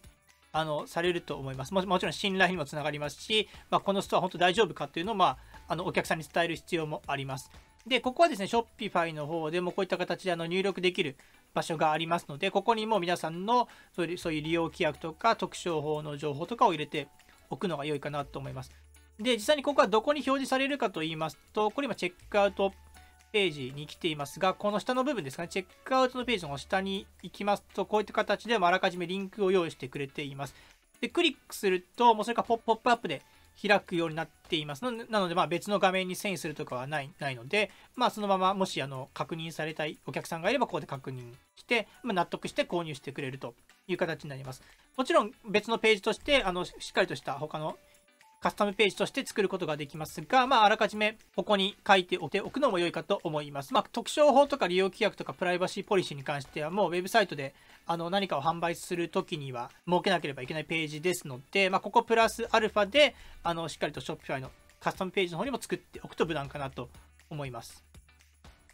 はい、ということでですね、まずざっとですね、設定、一般設定に関してご紹介させていただきました。で、これだけでだいたい1時間ぐらいかかっているかなと思います。で、ここからはですね、実際に商品を追加するのと、テーマですかね、サイトの外観を整えるところというのをご紹介していきたいと思います。もうこれで半分ぐらいプロセスは済んでいますので、あとは商品追加して、テーマを、デザインちょっと見栄え良くすれば、もう実際正直販売ができる状態になるという形になります。はい、それでは次にショッピファイに商品を追加する手順をご紹介していきたいと思います。でそこまで難しい方法ではないので、もう1商品ずつ追加していけば皆さんの方でも簡単にできるかなと思います。でまずこの商品管理のところに進みまして、ここですね、この画面に進みます。でそうすると、この右上に商品を追加するというボタンがあるので、ここをクリックすると商品を追加ができます。まずこちらをクリックします。で、管理画面すごいシンプルになっています。で、まずタイトルですね。今回ちょっと適当に T シャツを販売したいと思いますので、T シャツを入れます。で、ちょっと説明文を入れます。で、次、メディアということで、ここにですね、皆さんが持っているこの T シャツに関する画像を入れることができます。特に上限とかないので、もう入れれるだけ入れておくのが、便利かなと思います。はい、そしたらですね、今ちょっと適当なT シャツに関する画像をどんどん入れていきたいと思いますが、こういった形でドラッグドロップで画像を追加していくことができます。で、一応ここに出てくる一番大きい画像が、一応メインの画像という形になりますので、こういった形でドラッグドロップで掴んでいただいて、メインの画像を切り替えることも可能です。でもし間違えてしまった画像があれば、チェックしていただいて、ファイルを削除すれば、ここから削除されるという形になります。で次に価格ということで、実際の販売価格を設定します。で、もしこれが割引価格であれば、あらかじめこの割引前の価格を入れておくと、ちょっと斜線で安くなってますよみたいな形で表示してくれます。これはテーマにもよるので、一概には言えませんが、例えばちょっとここでプレビューをクリックしてみますと、こういった形でちょっと安くなっているというふうに表記されます。で、これはあくまでも今のテーマがそうであって、テーマを切り替えたりすると、こういう、ここの見え方も変わってくるので、そこは、各テーマごとに確認いただくのが良いかと思います。で、各1点あたりの費用ということで、これは別に入れなくても大丈夫です。いわゆる、売上とか原価とか、そういうところを確認するときにもし、これが情報分かっていれば入れておくと後から便利かなと思います。で、在庫の SKU に関しましても、別に空欄でも大丈夫ですが、もし決まっているものがあれば、あらかじめセットしておくと、皆さんの方で後で在庫を確認しやすいかなと思います。という形です。で、在庫を追跡するというのがありますが、もし在庫が切れていた場合は販売できませんよということもできますし、追跡しないをクリックすれば別にもう公開されている限りは販売可能な商品ですよというふうに決めることができます。で、次、配送が必要な商品ですということで、これはちょっと前半の部分でご紹介しましたが、配送に関するルールですね、重さとかがあったと思いますが、もし重さでもし送料が変わるようであれば入れておくと、実際にまとめて買ってくれるときに計算されるという形になります。で、配送が必要じゃない商品もあると思います。デジタル販売とか、音楽ダウンロードとか、特にただ決済をしたいだけとか、あると思いますが、そういうのはこれ外しておけば、ユーザーさんがわざわざ配送先の住所は入力せずに購入ができるという形です。基本的に Shopify 使われる方は、物販になるかと思いますので、ここはチェック入れておくといいかなと思います。で、基本的にその他の部分はそのままで大丈夫です。で、あとオプションということで、いわゆるバリエーションですかね。特に T シャツとかの場合は色とかでいろいろあると思います。で、例えば色にしていただいて、ちょっとこのレッド、ブルー、ブラックと入れました。で、これ完了にします。で、別のオプションで、例えばですが、サイズで、ちょっとこれも SML と入れます。で、これ完了をクリックします。で、そうすると、3×3 ということで、9通りの商品が出てきます。はい。で、これで、例えばこれ各商品ごとにこれ画像を追加することができます。今ちょっと持ち合わせの画像ですけども、例えば赤の S サイズだったら赤の S サイズの画像をここに当てはめておくと、ユーザーさんがそれを選んだ時にその画像が出てくるという形になります。で、もちろん在庫の数量とかですね、あとは在庫の数量とか、あとは各商品の SKU コードもちろん決めれますし、バーコードのコードがあれば決めることができるという形です。はい。で、もしこのサイズごとに価格が違えば、例えば赤の M の場合でしたら、例えば6000円ですよとか、そういうふうに各商品、各バリエーションごとにも定義することができるという形になっても、これとても便利です。で、このバリエーションの数には上限がありまして、Shopify の場合は、最大100通りまでのバリエーションを作ることができます。なので、今ですと、今 3×3 なんで9ですけども、例えばもっとサイズを増やしたり、もっと色を増やしたり、もっと他のオプションあると思います。素材とかスタイルとかいろいろあると思いますが、例えば素材で3増やしたとしても、まだ 3×3 の3で、まだ27なので大丈夫ですけども、それが100を超えてしまうともう作れないという形になりますので、ちょっとバリエーションの数だけは気をつけていただくのがいいかなと思います。で、こういった形でまずバリエーションを決めます。で、最後に SEO の設定ということで、基本的に何もしなければ、この商品名がそのまま出てきて、あとは説明文がこの SEO の実際の検索結果が出てくるところに表示されるということになります。これが SEO のタイトルになって、これが SEO のディスクリプションタブ、説明文のところになるという形です。で、これで OK です。一旦ちょっと保存をクリックします。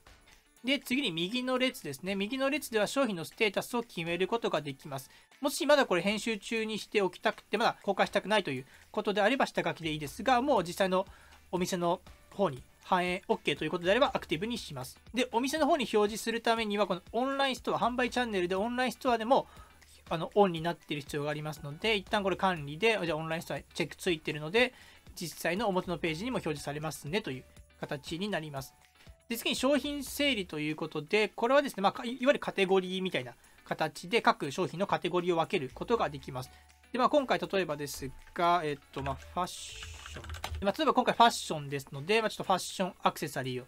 選択して、衣料品で、ちょっと今適当にトップスにしますが、こういった形で決めれます。あと、販売者の名前とか、もし皆さんがセレクトショップとかいろんなブランドを扱っている場合は、ここにブランド名を書いておくと、こういった形で、これもテーマによって大きく異なるので一概には言いませんが、こういう小さく販売者はこれですよみたいな形で表示することができます。で、あとコレクションという機能がありまして、これは商品リストのような形です。で、Shopify ですと、これがいわゆるカテゴリーみたいな形に該当します。これもすぐ後でご紹介しますが、コレクションにも割り当てます。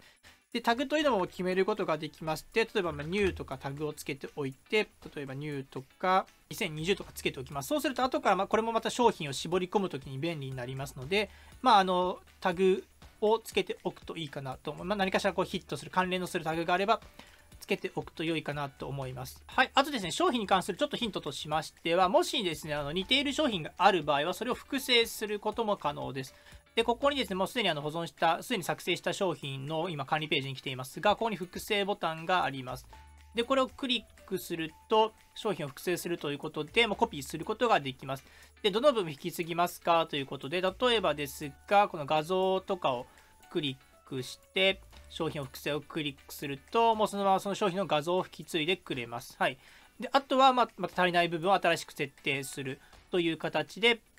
作成できます。あとは名前にこのコピーとついていますので、ここは別のタイトルに変えて、あとは最後商品のステータスをアクティブにして保存をすると、実際のストアにも公開されるという形になります。で、こういった形で商品をどんどんまず追加をしていきます。で、次に何をするかと言いますと、コレクションというところがあります。で、これは何かと言いますと、先ほどさらっとご紹介したんですが、いわゆる商品リストということで、いろいろ分けておくことができます。で、これがすごい便利な機能でありますので、商品を追加したら、まずいろんなコレクションを作っておくことをお勧めします。で、まずどういうふうに作るかと言いますと、まず、例えばですが、何でもいいんですけども、いろんな商品のグループを作ることができます。今ちょっと適当にざっと書きますが、例えば新着の商品の一覧を表示したい。表示の方法はいろいろあると思いますが、まずそういう商品のリストを作成したいという場合があると思います。で、次にコレクションの種類ということで、手動で作ることもできます。手動で皆さんのでピックアップして、じゃあこの商品とこの商品とこの商品を新着の商品としますというふうにもできますし、便利なのがこの自動という機能です。で、例えば商品のタグが一致するにして、例えば New というタグを持っている商品で、保存すると、先ほどご紹介しましたが、この先ほど作った T シャツが該当するので、もうそれがここに含まれるという形になります。で、これいろいろ設定することができまして、例えば価格が、安いものとか高いものとか、例えばより低いものにして、例えば定価が6000円以下の商品、かつ New のタグを持っているものみたいな形で絞り込むことができます。こういう形ですかね。で、これで保存すると、例えば新着でかつ安い商品というのを一気にバーッとリスト化することができます。で、これはもちろん今ちょっと1個しかないのであれですけども、もし商品が複数あった場合は、それでマッチする商品だけをコレクションとして表示することができます。で、このコレクションどういうふうに使うかと言いますと、こういった形で、今このテーマがちょっとあれですけども、よくあるカテゴリーですかね、こういった商品を一覧で並べることができますし、また後からこの外観についてもちょっと整理していきたいと思いますが、こういった形で、例えばここにコレクションリストで商品を並べたりすることができますので、まず商品をたくさん追加した場合は、このコレクションでいろんなコレクションを作っておくことをお勧めします。で、こういう形で条件でそういうコレクションを並べることができるという形です。で、こういう形でコレクションの画像というものもありまして、これはテーマにもよるんですけども、テーマによってはコレクションの画像を反映してくれるものもあるという形です。最初このデフォルトのテーマでは、特に反映されませんが、ものによっては反映されるようになるという形です。はい、こういった形で皆さんの方ではどんどん商品をまず追加していただくのが良いかなと思います。はい、次に重要な作業としましては、テーマですね。ショップの一番のフロントページをカスタマイズする必要があります。で、デフォルトの状態でどうなっているかと言いますと、こういった形で、よくわからないレイアウトのテーマがまず用意されています。で、もちろんですね、テーマをここからカスタマイズしていくんですが、いくつか方法があるので、それをご紹介していきたいと思います。まずですが、テーマを変更するには、この販売チャンネル、オンラインストアの中のテーマに進みます。で、最初のデフォルトのテーマですと、この DON ということで、こういったテーマになっています。で、この各テーマに対して何ができるかと言いますと、まずこのアクションというところがあります。で、名前を変更することができて、今これ英語の DON になっていますが、これも変更することが可能です。後から例えば複製して1回、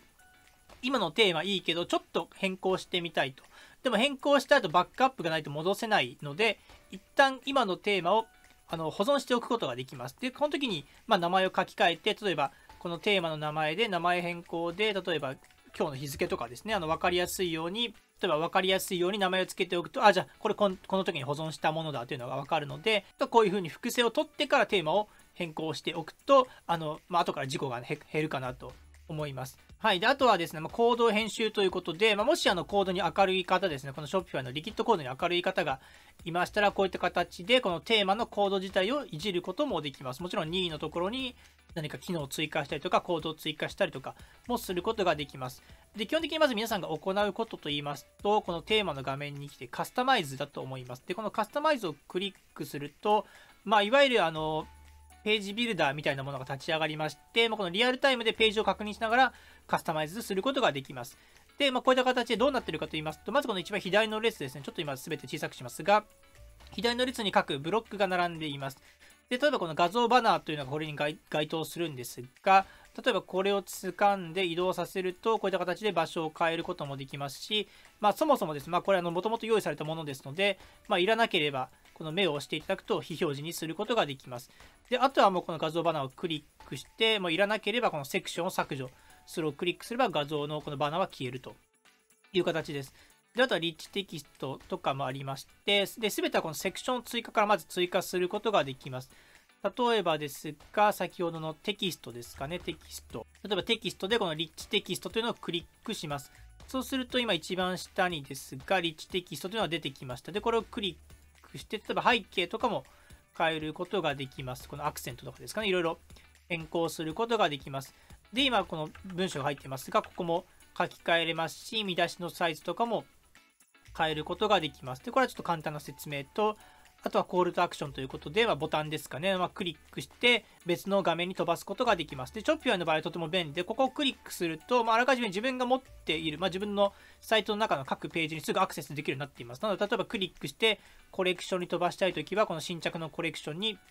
すぐもう飛ばせるようなボタンを設定することができます。で、こういった形で、セクションで、この段ごとにですね、セクションというブロックで分けられているので、もうこれをですね、簡単に追加することによって、結構初心者の方でも、そのウェブ初心者の方でも、比較的簡単にサイトを作ることができるかなと思います。で、あと共通の部分としてヘッダーも変更できます。この部分ですね、一番上のヘッダーの部分ですが、例えばここも背景とか、いろいろ変更することができるので、皆さんの気に入った色というふうに選択することができます。あとはこのテーマ設定をクリックしますと、じゃあそもそもその色ってどこから来てるのという形になりますが、ここで最初の色ですね、アクセントの色とかをここで一括で定義することができますので、今これアクセント1にしているので、例えばここ赤にすると、全体も赤に変わると。で、他のところでアクセント1にしている部分も一括で赤に変えることができるという形です。で、例えばこのアクセント2とかは、これも本当テーマによってもうこの画面自体変わりますが、このセールの部分の色に使われているので、ここ今色を変えると、ここも一括で青に変わるという形です。なので、まずそうですね、テーマの設定で、あとタイポグラフィーとかもありまして、よく言うはフォントですかね。文字の書体とかも変更することができます。おそらく日本語系のフォントはまだそこまでないと思いますので、フォントに関してはそこまでこだわることはできないかなと思います。はい、あとはフォント、見出しとかのサイズのフォントの大きさとか、ボタンの時の文字の大きさとか、もう細かいフォントも変更することができます。はい、という形で、もうここからですね、もう気になるところがあれば、大体該当する項目がありますので、メディアの、枠の太さとかいろいろ決めることができるので、ここから変更が可能です。で、あとよく使えるものとしましては、こういった特集コレクションというのがあります。おすすめ商品ということで、商品を表示することができます。で、この商品をどうやってこのリストを表示しているかというと、ここでコレクションが出てきます。で、今この All というコレクションが設定されていますが、例えばここで新着というコレクションを割り当ててあげると、動画の前半でもご紹介しましたが、ニューがついている商品かつ6000以下の商品みたいな形で、この新着の商品のリストを並べることができるという形です。で、あと背景を変えたりとか、いろいろできるという形です。で、こういった形で、皆さんの方でテーマを、まずトップページですかね、トップページを作っていきます。で、次にどうするかと言いますと、ここをクリックすると、トップページ以外にも各いろんなページを今のような要領でカスタマイズすることができます。で、例えば、プロダクトに進みまして、例えばデフォルトの商品で確認してみますが、今この T シャツのところですね。で、ここもですね、細かい設定が可能です。例えばですが、例えば商品情報をクリックします。で、そうするとこの余白を決めれたりとか、デスクトップの場合のこの画像のサイズですかね。もしでかすぎると思ったら、小にするとか、レイアウトでこういった形でよくある画像があって、下にいくつかサムネイルが出てくるものとか、今ちょっとこれ画像が少ないので分かりづらいですが、いくつか変更することができます。で、商品の情報に関しましても、販売元でだったりとか、タイトルとかいくつかいろいろ選べますし、これちょっとタイトルにはオプションがありませんが、テキストとかもこういった形で細かくですね、各項目について紹介することができます。で、このマテリアルというものがあるんですが、これはこのテーマに独自のものですけども、素材の説明とかいう形で、これは各ページ共通で表示されるものですので、例えば今、とか入れてますが、各素材の説明とかを入れておいて、ユーザーがここで見れるようにとか、アコーディオン形式でこういう風に小さく閉じたり開いたりすることができるような設定もできます。はい。で、こういった形で各ページですね、例えば今ですとデフォルト商品のページを見ていますが、あとはコレクションのページですかね。コレクションのページも確認することができます。で、今デフォルトのコレクションで今、ホームページと来ていますが、コレクションのバナーで、もしコレクションの画像がある場合は表示することができますという形です。で、これは先ほどコレクションを設定するときに、コレクションの画像というところがありました。で、このテーマでは今表示されていませんが、ここを今オンにしたことによって、もしコレクションのサムネイルがあれば表示がされるというふうな設定になりました。はい。で、こういった形でまず皆さんがやっていただくことは、まずこのカスタマイズの画面に進んで、各ページをページビルダーで編集していくという作業になるかなと思います。で、今使っているのがこのデフォルトのテーマなんですけども、実は Shopify では無料のテーマというのもいくつかゲットすることができます。で、この無料のテーマを探すをクリックすると、今4つですかね。これを含めて、今デフォルトのものを含めて4つの無料のテーマを使うことができます。昔はもうちょっとあったんですけども、最近ちょっとそれも有料になってしまったようです。はい。今はこの4つだけを使うことができます。で、例えばもし気に入ったものがあれば、このクラフトというのを選択して、テーマライブラリに追加をクリックします。そうするとちょっと時間がかかりますが、ここにインストールをしてくれます。はい。で、テーマをインストールするとどうなるかと言いますと、まず、元の現在のテーマは変わりません。まず、先ほどインストールしたクラフトというテーマは、このテーマライブラリの中に入ってきます。で、ここでもし、皆さんが必要であれば、この公開をクリックすると、今このテーマと切り替わるというような形です。でもし確認されたい場合は、このプレビューをクリックすると、今のこのテーマ、まだ公開はされてませんが、プレビューということで、実際どういう風に見えるかを確認することができます。もちろん今これ何もいじってないので、またこの、クラフトというテーマのデフォルトの状態からスタートする必要がありますが、こういう風に見ることができます。でもしくはこのクラフトのこのカスタマイズをクリックすると、まだこの表には公開していない段階でページをカスタマイズすることができます。で、このテーマも同様にこういった形でブロック、セクションで作られていますので、セクションを追加して、例えばテキスト付き画像を選択して、こういった形で、テキストを書き換えたりとか、この画像も入れることができるので、ここで先のファイルライブラリの画像を選択して、あと細かい設定ですかね、画像の大きさとかをちょっと設定したりとか、いろいろ作り込むことができるという形です。で、一旦保存して、これ公開するとこれがこっちのテーマに切り替わってしまいますが、保存しただけですとまだ下書きの状態ですので、公開はされないという形です。はい。こういった形で、まず、基本的には無料のテーマで選んでいただくのがいいかなと思います。ただですね、Shopify のこの無料のテーマ量が少ないですし、かなりデザインが限られてきます。で、僕自身 Shopify でサイトを作るときは、無料のテーマというのは使いません。先ほどご紹介した通り、数が少ないですし、他のストアと被りますし、機能もそんなないので、本当に初心者向けというのが無料のテーマになります。で、実際作るときどうするかと言いますと、一応2つの方法を僕は取っています。まず1つはですね、海外の方では無料で使える Shopify テーマを公式とは別に提供している、いくつかサイトがあります。サービスがあります。で、僕が1つ気に入っているのはこの Debuty というサイトなんですけども、これはですね、すごい機能的な Shopify テーマを無料で使うことができるもの、無料で使うことができるサービスになっています。で、例えばですが、実際どうやって使うかと言いますと、ちょっと例えばですが、この Try for Free をクリックします。はい、そうしまして、まず名前とメールアドレスを入れて、こちらをクリックします。Debuty をサイトで使いたいですというふうに選択をします。で、そうすると次に皆さんの Shopify のストアのサブドメインを入れてくださいというのが出てきますので、僕の場合はこのコダ33、myshopify.com というのをコピーしてここに入れます。で、そうしますと、こういった形でアプリをインストールするというふうに出てきますので、クリックをします。もちろん不要であれば後から削除することができますので、皆さん一回試していただいて、いらないということであれば、もちろん削除いただければと思います。はい、そうしますと、今このデビューティのダッシュボードに来ています。はい。で、ここでテーマを入れることができるんですが、ここでテーマライブラリというのを選択します。で、無料トライとか書いてありますが、全然無視して大丈夫なので、ここでまずテーマをインストールします。で、ちょっと時間がかかるので、ここは待ちます。はい。で、待ってる間にちょっとこのデビューティどういうサービスかご紹介したいと思います。これは海外のツールであるんですけども、まず簡単に言うと無料で使える、無料で使い始めることができる Shopify のオールインワンのマーケティングツールという形になります。で、これを入れておくと、こういった形で、カートに追加するときのアニメーションとか、年齢チェックとか、いろんな機能を使うことができるという形です。もちろんです、英語になっているので、他の機能は皆さん使いづらいと思いますが、テーマに関してはかなり使いやすいので、個人的にはお勧めをしています。で、テーマが追加されましたと出てきました。で、一旦大丈夫ですので、一旦右上をクリックして、Shopify の方に戻ります。はい、そしてテーマの画面に今来ました。で、そうすると下にスクロールすると、先ほど無料のテーマを追加した時と同じ要領で、この Debuty というテーマが追加されました。で、まだこれ公開はされていません。なので、ここで一旦またカスタマイズをクリックして、下書きの状態ですけども、どういったテーマかをちょっとご紹介したいと思います。はい、そうしますと、こういった形で、割とポップな雰囲気のあるサイトという形になります。はい、これもですが、先ほどのテーマと全く同じような形で、ここでセクションを追加して、いろいろ作成ができるというものになります。ただ、この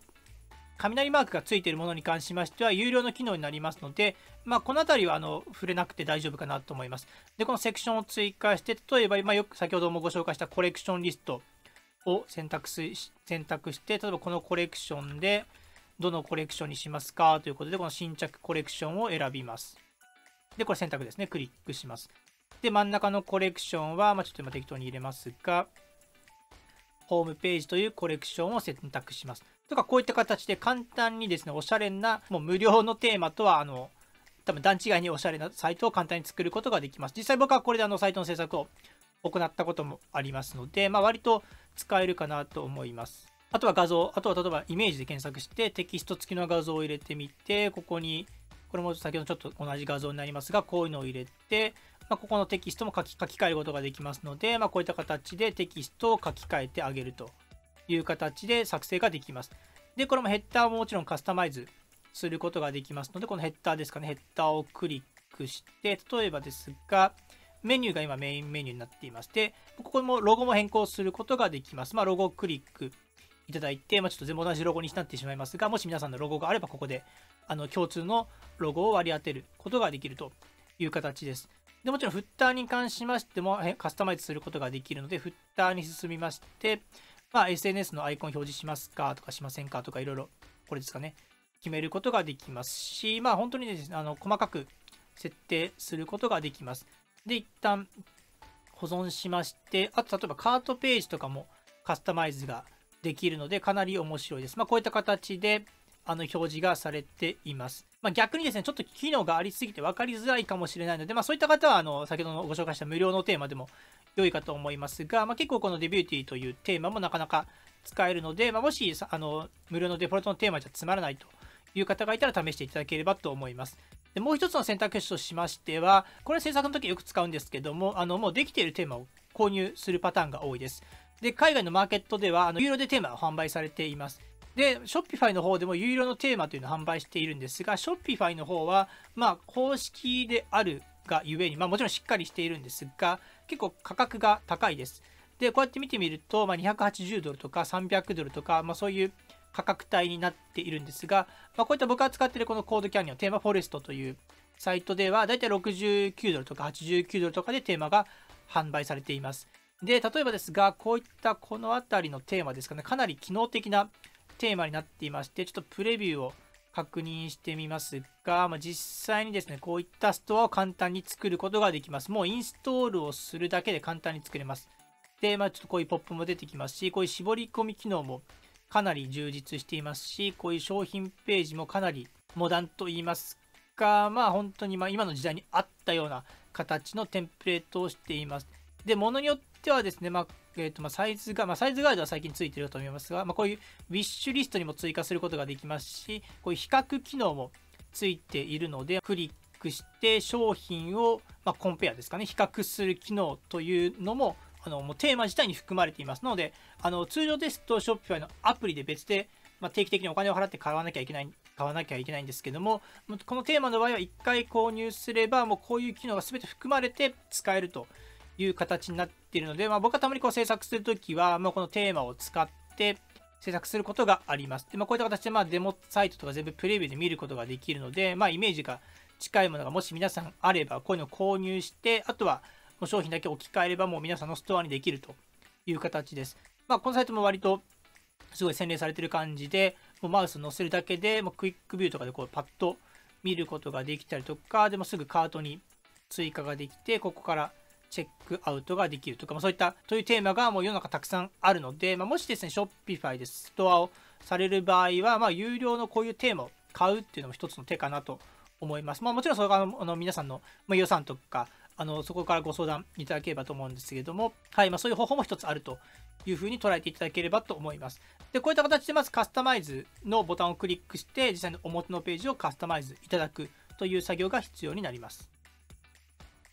はい、それでは実際に皆さんが商品を追加してテーマも選んでストアができたとします。で、最後に行っていただきたいのがテスト購入という作業です。もちろんですね、皆さんが作ったサイト、特に問題ないと思うんですが、一回しっかりと購入のテストをして、しっかりとメールが送られるかどうかとか、もし他のサービスと連携している場合は、そこでちゃんとマーケティングのオートメーションが働くかどうかなど確認していただく必要があります。あとは例えばカートに入れた商品で条件を満たしているのに送料が無料じゃないとか、送料がちょっと違うとか、いろいろなパターンがあると思いますので、そういうのを想定していくつか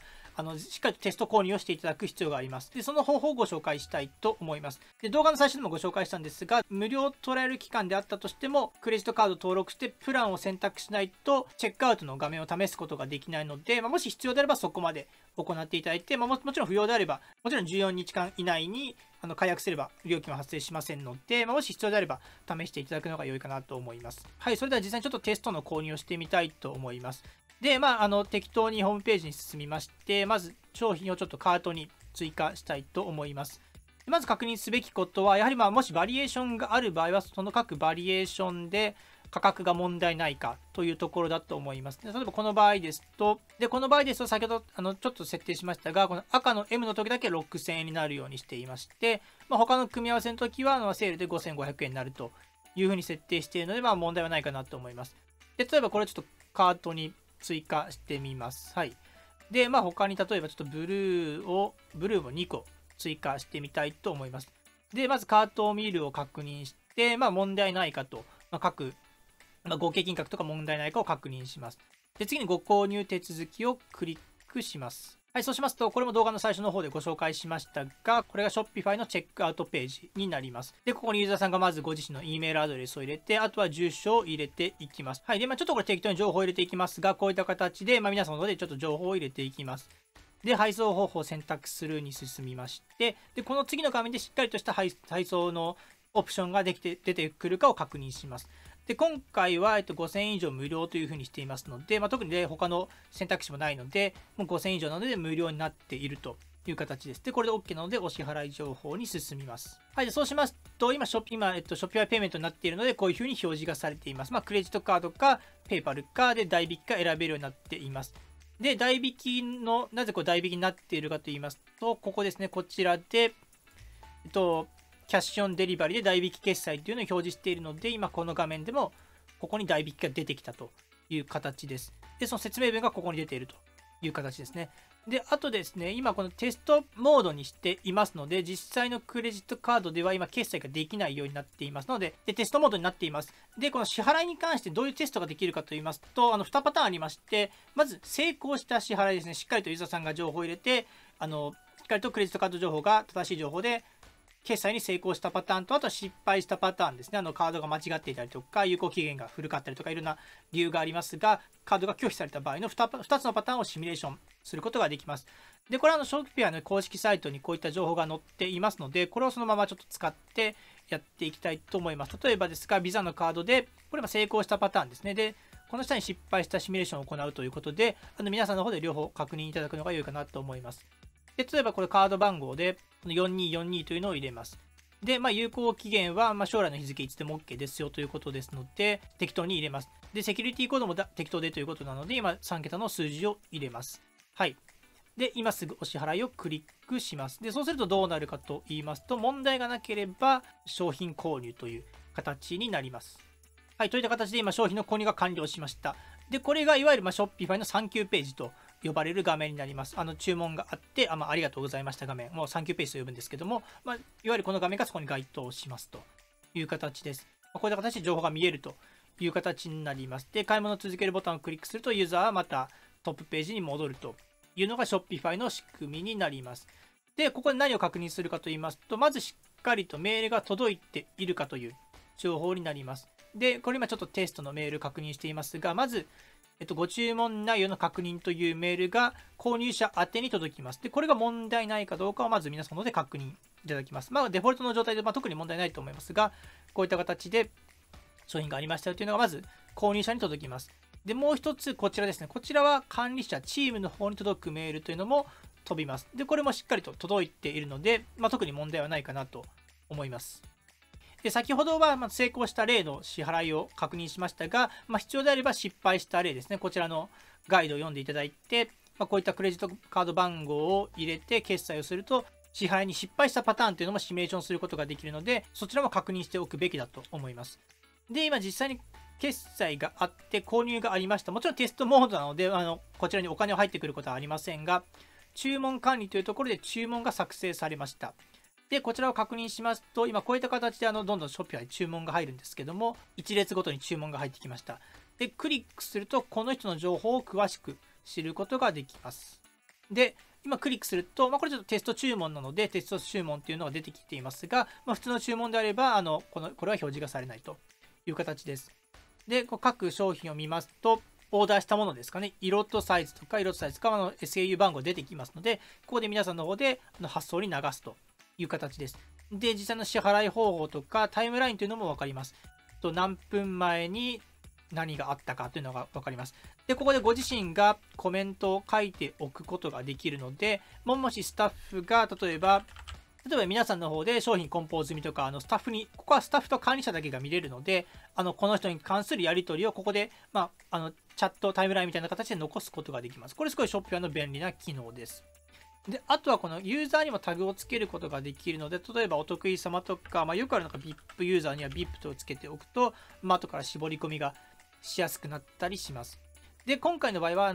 一番最初の設定のところでも行いましたが、注文と同時に発送にする設定にはしていません。注文があったら1回、ステータスとしては、支払い済み発送待ちという形になるようにしています。でもしアイテムの発送がもし完了した場合ですね、注文があっても何時間後とか、翌日とか、翌営業日とかに皆さん発送、梱包して発送されると思いますが、そしてもし発送が完了したら、ここでフィルフェントをクリックします。で、そうしまして、ヤマトとかいろんな配送業者で配送されると思いますが、例えば、基本的にまとめて発送されると思いますので、ここは全部2分の2とか1分の1でいいと思います。もし例えば T シャツ A まだの場合は T シャツ A は0で T シャツ A だけ2個発送しましたということであれば、ここは調整いただければと思います。で、この追跡番号を発行されると思いますので、ちょっと今適当に入れますが、で、ここも最近日本の業者が追加されていますので、ヤマトで設定をします。で、ここにはもしお客さんにこの情報を伝えたい場合は、ここをチェックをします。で、これで OK ということであれば、今この3個中のアイテム3個ですね、全部フィルフメント発送ができるということであれば、これをクリックします。で、そうすると商品が発送済みという形になります。で、発送済みのものはもう皆さんの方で特に干渉する必要はないと思いますね。もう発送しているので、あとはもうお客さんが受け取ってということなので、特にこの注文に関して皆さんが気にすることはないと思いますので、ここはもう全部グレーになっています。はい。で、もしここは黄色であれば何かしら対応が必要でありますが、もう支払いも済んでるし、発送も済んでるので、もうこの注文に関してはもう基本的に、特にクレームとか返金がなければもう完了という風なステータスになります。で、先ほど発送するタイミングでチェックを押して、フィルフェントをクリックしたので、これはユーザーさんの方ですが、ユーザーさんの方のメールにこういった形で、商品の発送が完了しましたという風な情報が出てきます。で、ヤマトの追跡番号はこれですよということで、ユーザーさんがこの情報を確認することができるということです。なので、わざわざ手動でメールを送らなくても、自動的にフィルフェントボタンを押したタイミングで、ユーザーの方にも発送通知が送られるというふうな仕組みになっています。はい。で、これがですね、Shopify の一連の流れという形になります。はい。ちょっと長かったと思いますが、やろうと思えば1日でサイトを作成できるかなと思います。なので、まず登録をして、もろもろ設定をして、商品を追加して、テーマのデザインを作って、テーマのサイトを作って、テスト購入をして、あと注文管理ですね。注文を受けて発送するという流れだと思います。はい。で、という形で、大体ちょっと1時間とか2時間ぐらいかかって説明をしてきましたが、はい。これが大体ざっくりとした Shopify の作成方法になります。あとはちょっと補足で、いくつかヒントというかご紹介していきたいと思います。最初もちょっとさらっとご紹介したんですが、クーポンというのを作成することができます。で、クーポンの形式はクーポンコード形式ということで、ユーザーさんがクーポンのコードを入れてもらって、それで安くなるというものになります。よくあるのが、例えばウィンター22、例えばウィンター2022とかにします。で、タイプをいくつか決めることができまして、パーセンテージで割り引くのか、金額に関わらず定額で割り引くのか、送料を無料にしてあげるとか、例えば T シャツ A をゲットすると、例えば T シャツ A を2個ゲットすると、1個 T シャツ Y が安くなりますよみたいな形のタイプと、この4種類があります。基本的には割引率というのは一番シンプルでいいかと思いますが、例えば 5% 割引。で、次に対象商品ですかね。じゃあ、どの商品に対してこのクーポンコードを使えますかというのを決めることができますので、全ての商品かコレクション。ここでもコレクションというのが出てきますので、もしクーポン対象にしたいコレクションがあれば、あらかじめコレクションを作っておく必要があるという形です。あとは特定の商品ということで、コレクションではないけど、手動で今ここで対象の商品を選ぶという形もできます。で、このバリエーションごとも選ぶことができるので、例えば M サイズだけは全部安くしますよとかも一応することが可能です。で、クリックすると、この商品とこの T シャツ A の9個中3つのバリエーションに対応してますよというふうに出てきます。で、このクーポンを使うための最低購入金額はじゃあ5000円ですよとか、数量でもできます。例えば3つ以上買ったら OK ですよとかもできます。あとはユーザーですね。どのユーザーがまずこのクーポンを使うことができるかというのも絞り込むことができます。で、特定のグループのお客様ということで、ここはですね、タグですね。各顧客のタグがあるんですけども、例えば新規の方だけとか、VIP の方だけとか、そういうふうに絞り込むことができますし、例えば、ここで各ユーザーさんを一人一人選択して、じゃあこの人だけが使えるタグをちょっとお渡ししたいということで、渡すこともできるという形です。で、あとは利用制限ということで、これ何回利用できますかとか、じゃあ1人1回ですかとか、そういうのも絞り込むことができます。で、また有効期限ということで、いつからいつまで使えるものですよとか、例えば3月のセールだったら3月1日から3月末までは利用ができますよとか、そういうふうに細かく設定することができます。で、このクーポンコードを保存をクリックすると、このクーポンコードをあとは皆さん、あとはユーザーさんが決済するときに入れてもらえれば安くなる。今回の場合 5% 安くなるという形です。で、このクーポン自体を知らせる方法は、メールマーケティングとか、例えばサイトに掲載しておくとか、いろんな方法がありますが、そこは皆さんの、マーケティングの方法によって、いろんな形で拡散していただいて、プロモーションするのがいいかなと思います。はい、あとですね、ページについても作成方法をご紹介していきたいと思います。で、ここでいうページはどういうページかと言いますと、Shopify の方では用意されていないカスタムページとか、独立したページのことを言います。例えばですが、今こうやってストアを見ていますが、もちろんホームページ、トップページですね。これは用意されています。こういうカートのページも用意されています。で、もちろん各商品のページというのももともと用意されているんですが、例えば他のストアを見ていただくと分かりますが、お問い合わせページとか、購入ガイド、初心者向けガイドとか、アバウトアスとか、いろんなページがあると思います。配送について、支払いについてとか、各独立したページがあると思いますが、そういったページも Shopify では作成することができます。で、もちろんこれは作成しておくべきだと思います。そういう情報がないと、皆さん、お客様購入するとき不安になると思いますので、できる限り皆さんで発信できる情報というのはページ化しておいて、誰もがアクセスできるようにしておくべきかなと思います。で、Shopify ではですね、こちらのオンラインストアの中のページという部分をクリックしていただくと、こういった形で、カスタムでページを作ることができます。で、例えばまず、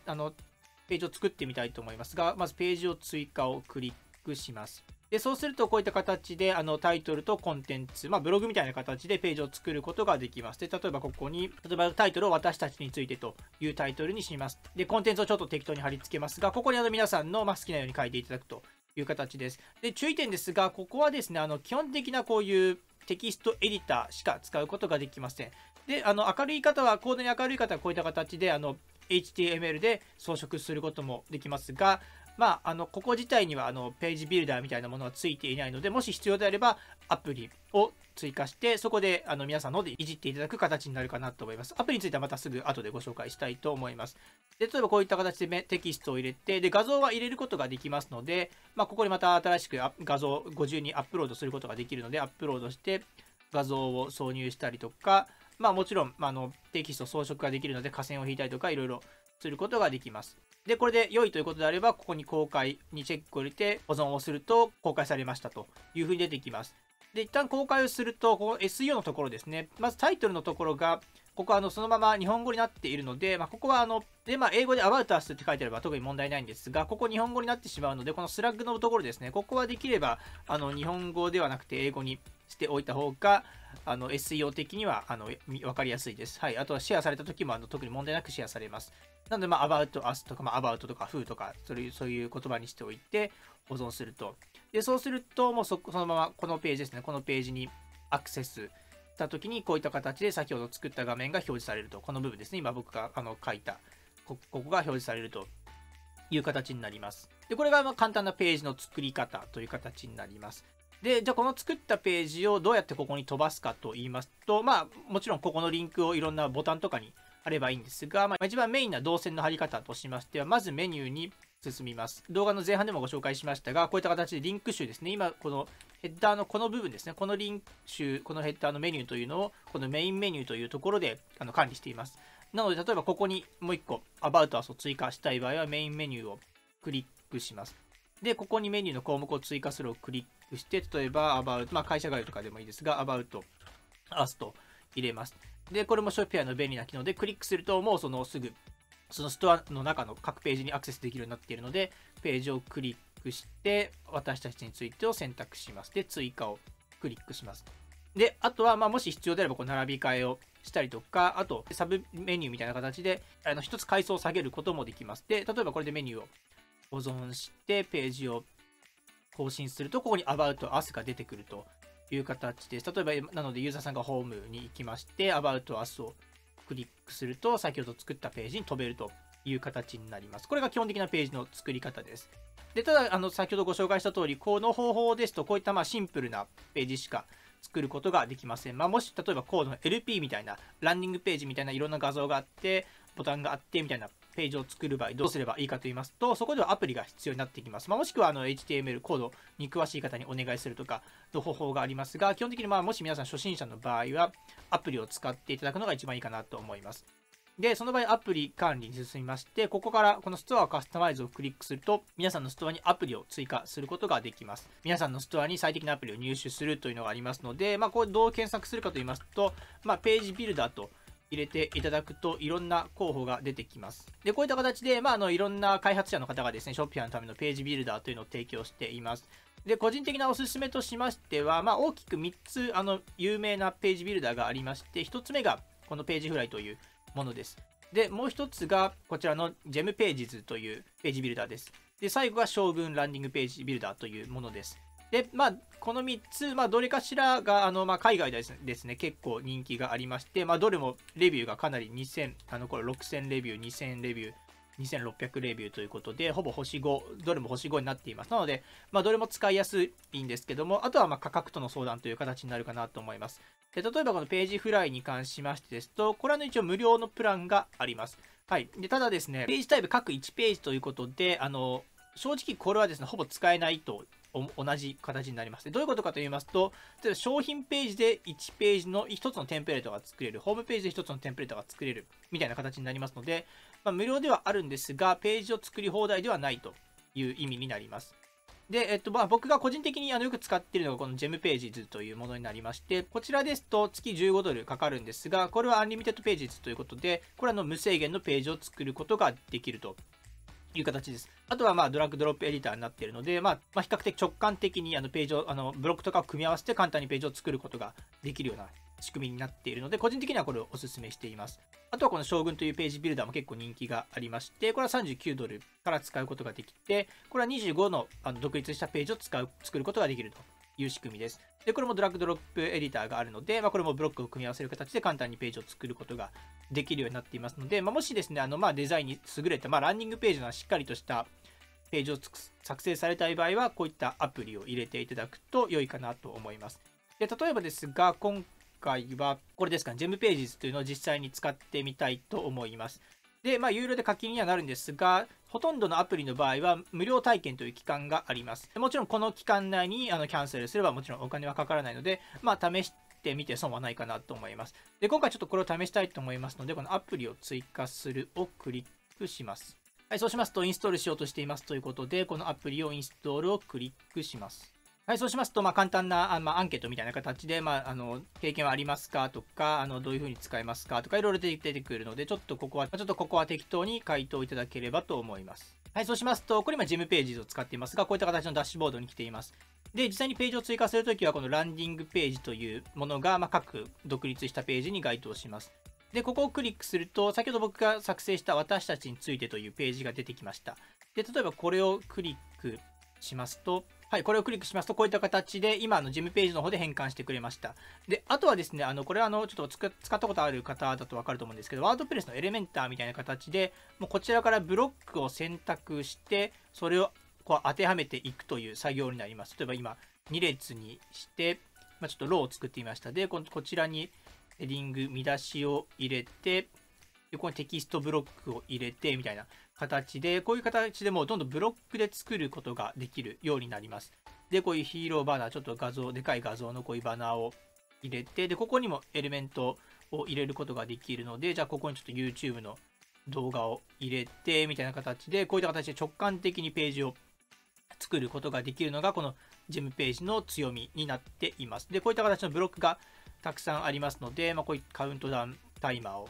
入れたりとかもできますし、カウンターですかね、よくある何人に利用されてます。こういう自動的に文字が動くようなものとかも入れることができます。で、最終的にこれをパブリッシュをクリックします。で、そうすると今こういった形、ちょっと時間がかかりますが、パブリッシュしてますよということが出てきまして、実際のページを見るをクリック。で、ここでページをクリックすると、こういった形でちょっとおしゃれなページを作成することができるという仕組みになります。はい。基本的にはなので、アプリを使わなくても、カスタムでページは作ることができるんですが、こういった形でちょっとページビルダーを使って、皆さんの方でもちょっとクリエイティブなページを作成されたい方は、こういったアプリも利用されると良いかなと思います。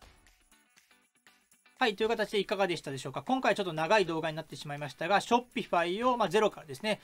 ステップバイステップで作っていく方法というのをご紹介させていただきました。で、Shopify ですね、実際に僕も依頼があったらたまに制作をしたりしてるんですけども、かなり便利な機能であります。日本でもですね、いろんなShopify の競合ツールというのはたくさんあると思いますが、Shopify はやはり商品数の上限もないですし、顧客の上限もないですし、アップロードできる画像も上限がないので、かなりリーズナブルかなと思います。で、もちろんアプリを追加していくとお金はかさんでしまう可能性はあるんですが、やはりそれでもですね、サーバーがとても強いですし、世界中で使われているということももうかなり今後伸びてくるものだと思いますので、なので結構今ですと他のツールから Shopify に移行されたい方とか、新規で EC サイトを始めたい方が Shopify を使われる方っていうのはとても多いと思います。はい。なので、今回の動画をですね、参考にしていただいて、皆さんの方で Shopify のサイトをちょっと触っていただいて、無料トライアルから始めることができますので、はい。もし不要であれば、もちろん無料トライアルやめていただければお金もかからないので、ぜひ試していただければと思います。で、僕の動画説明欄にいくつか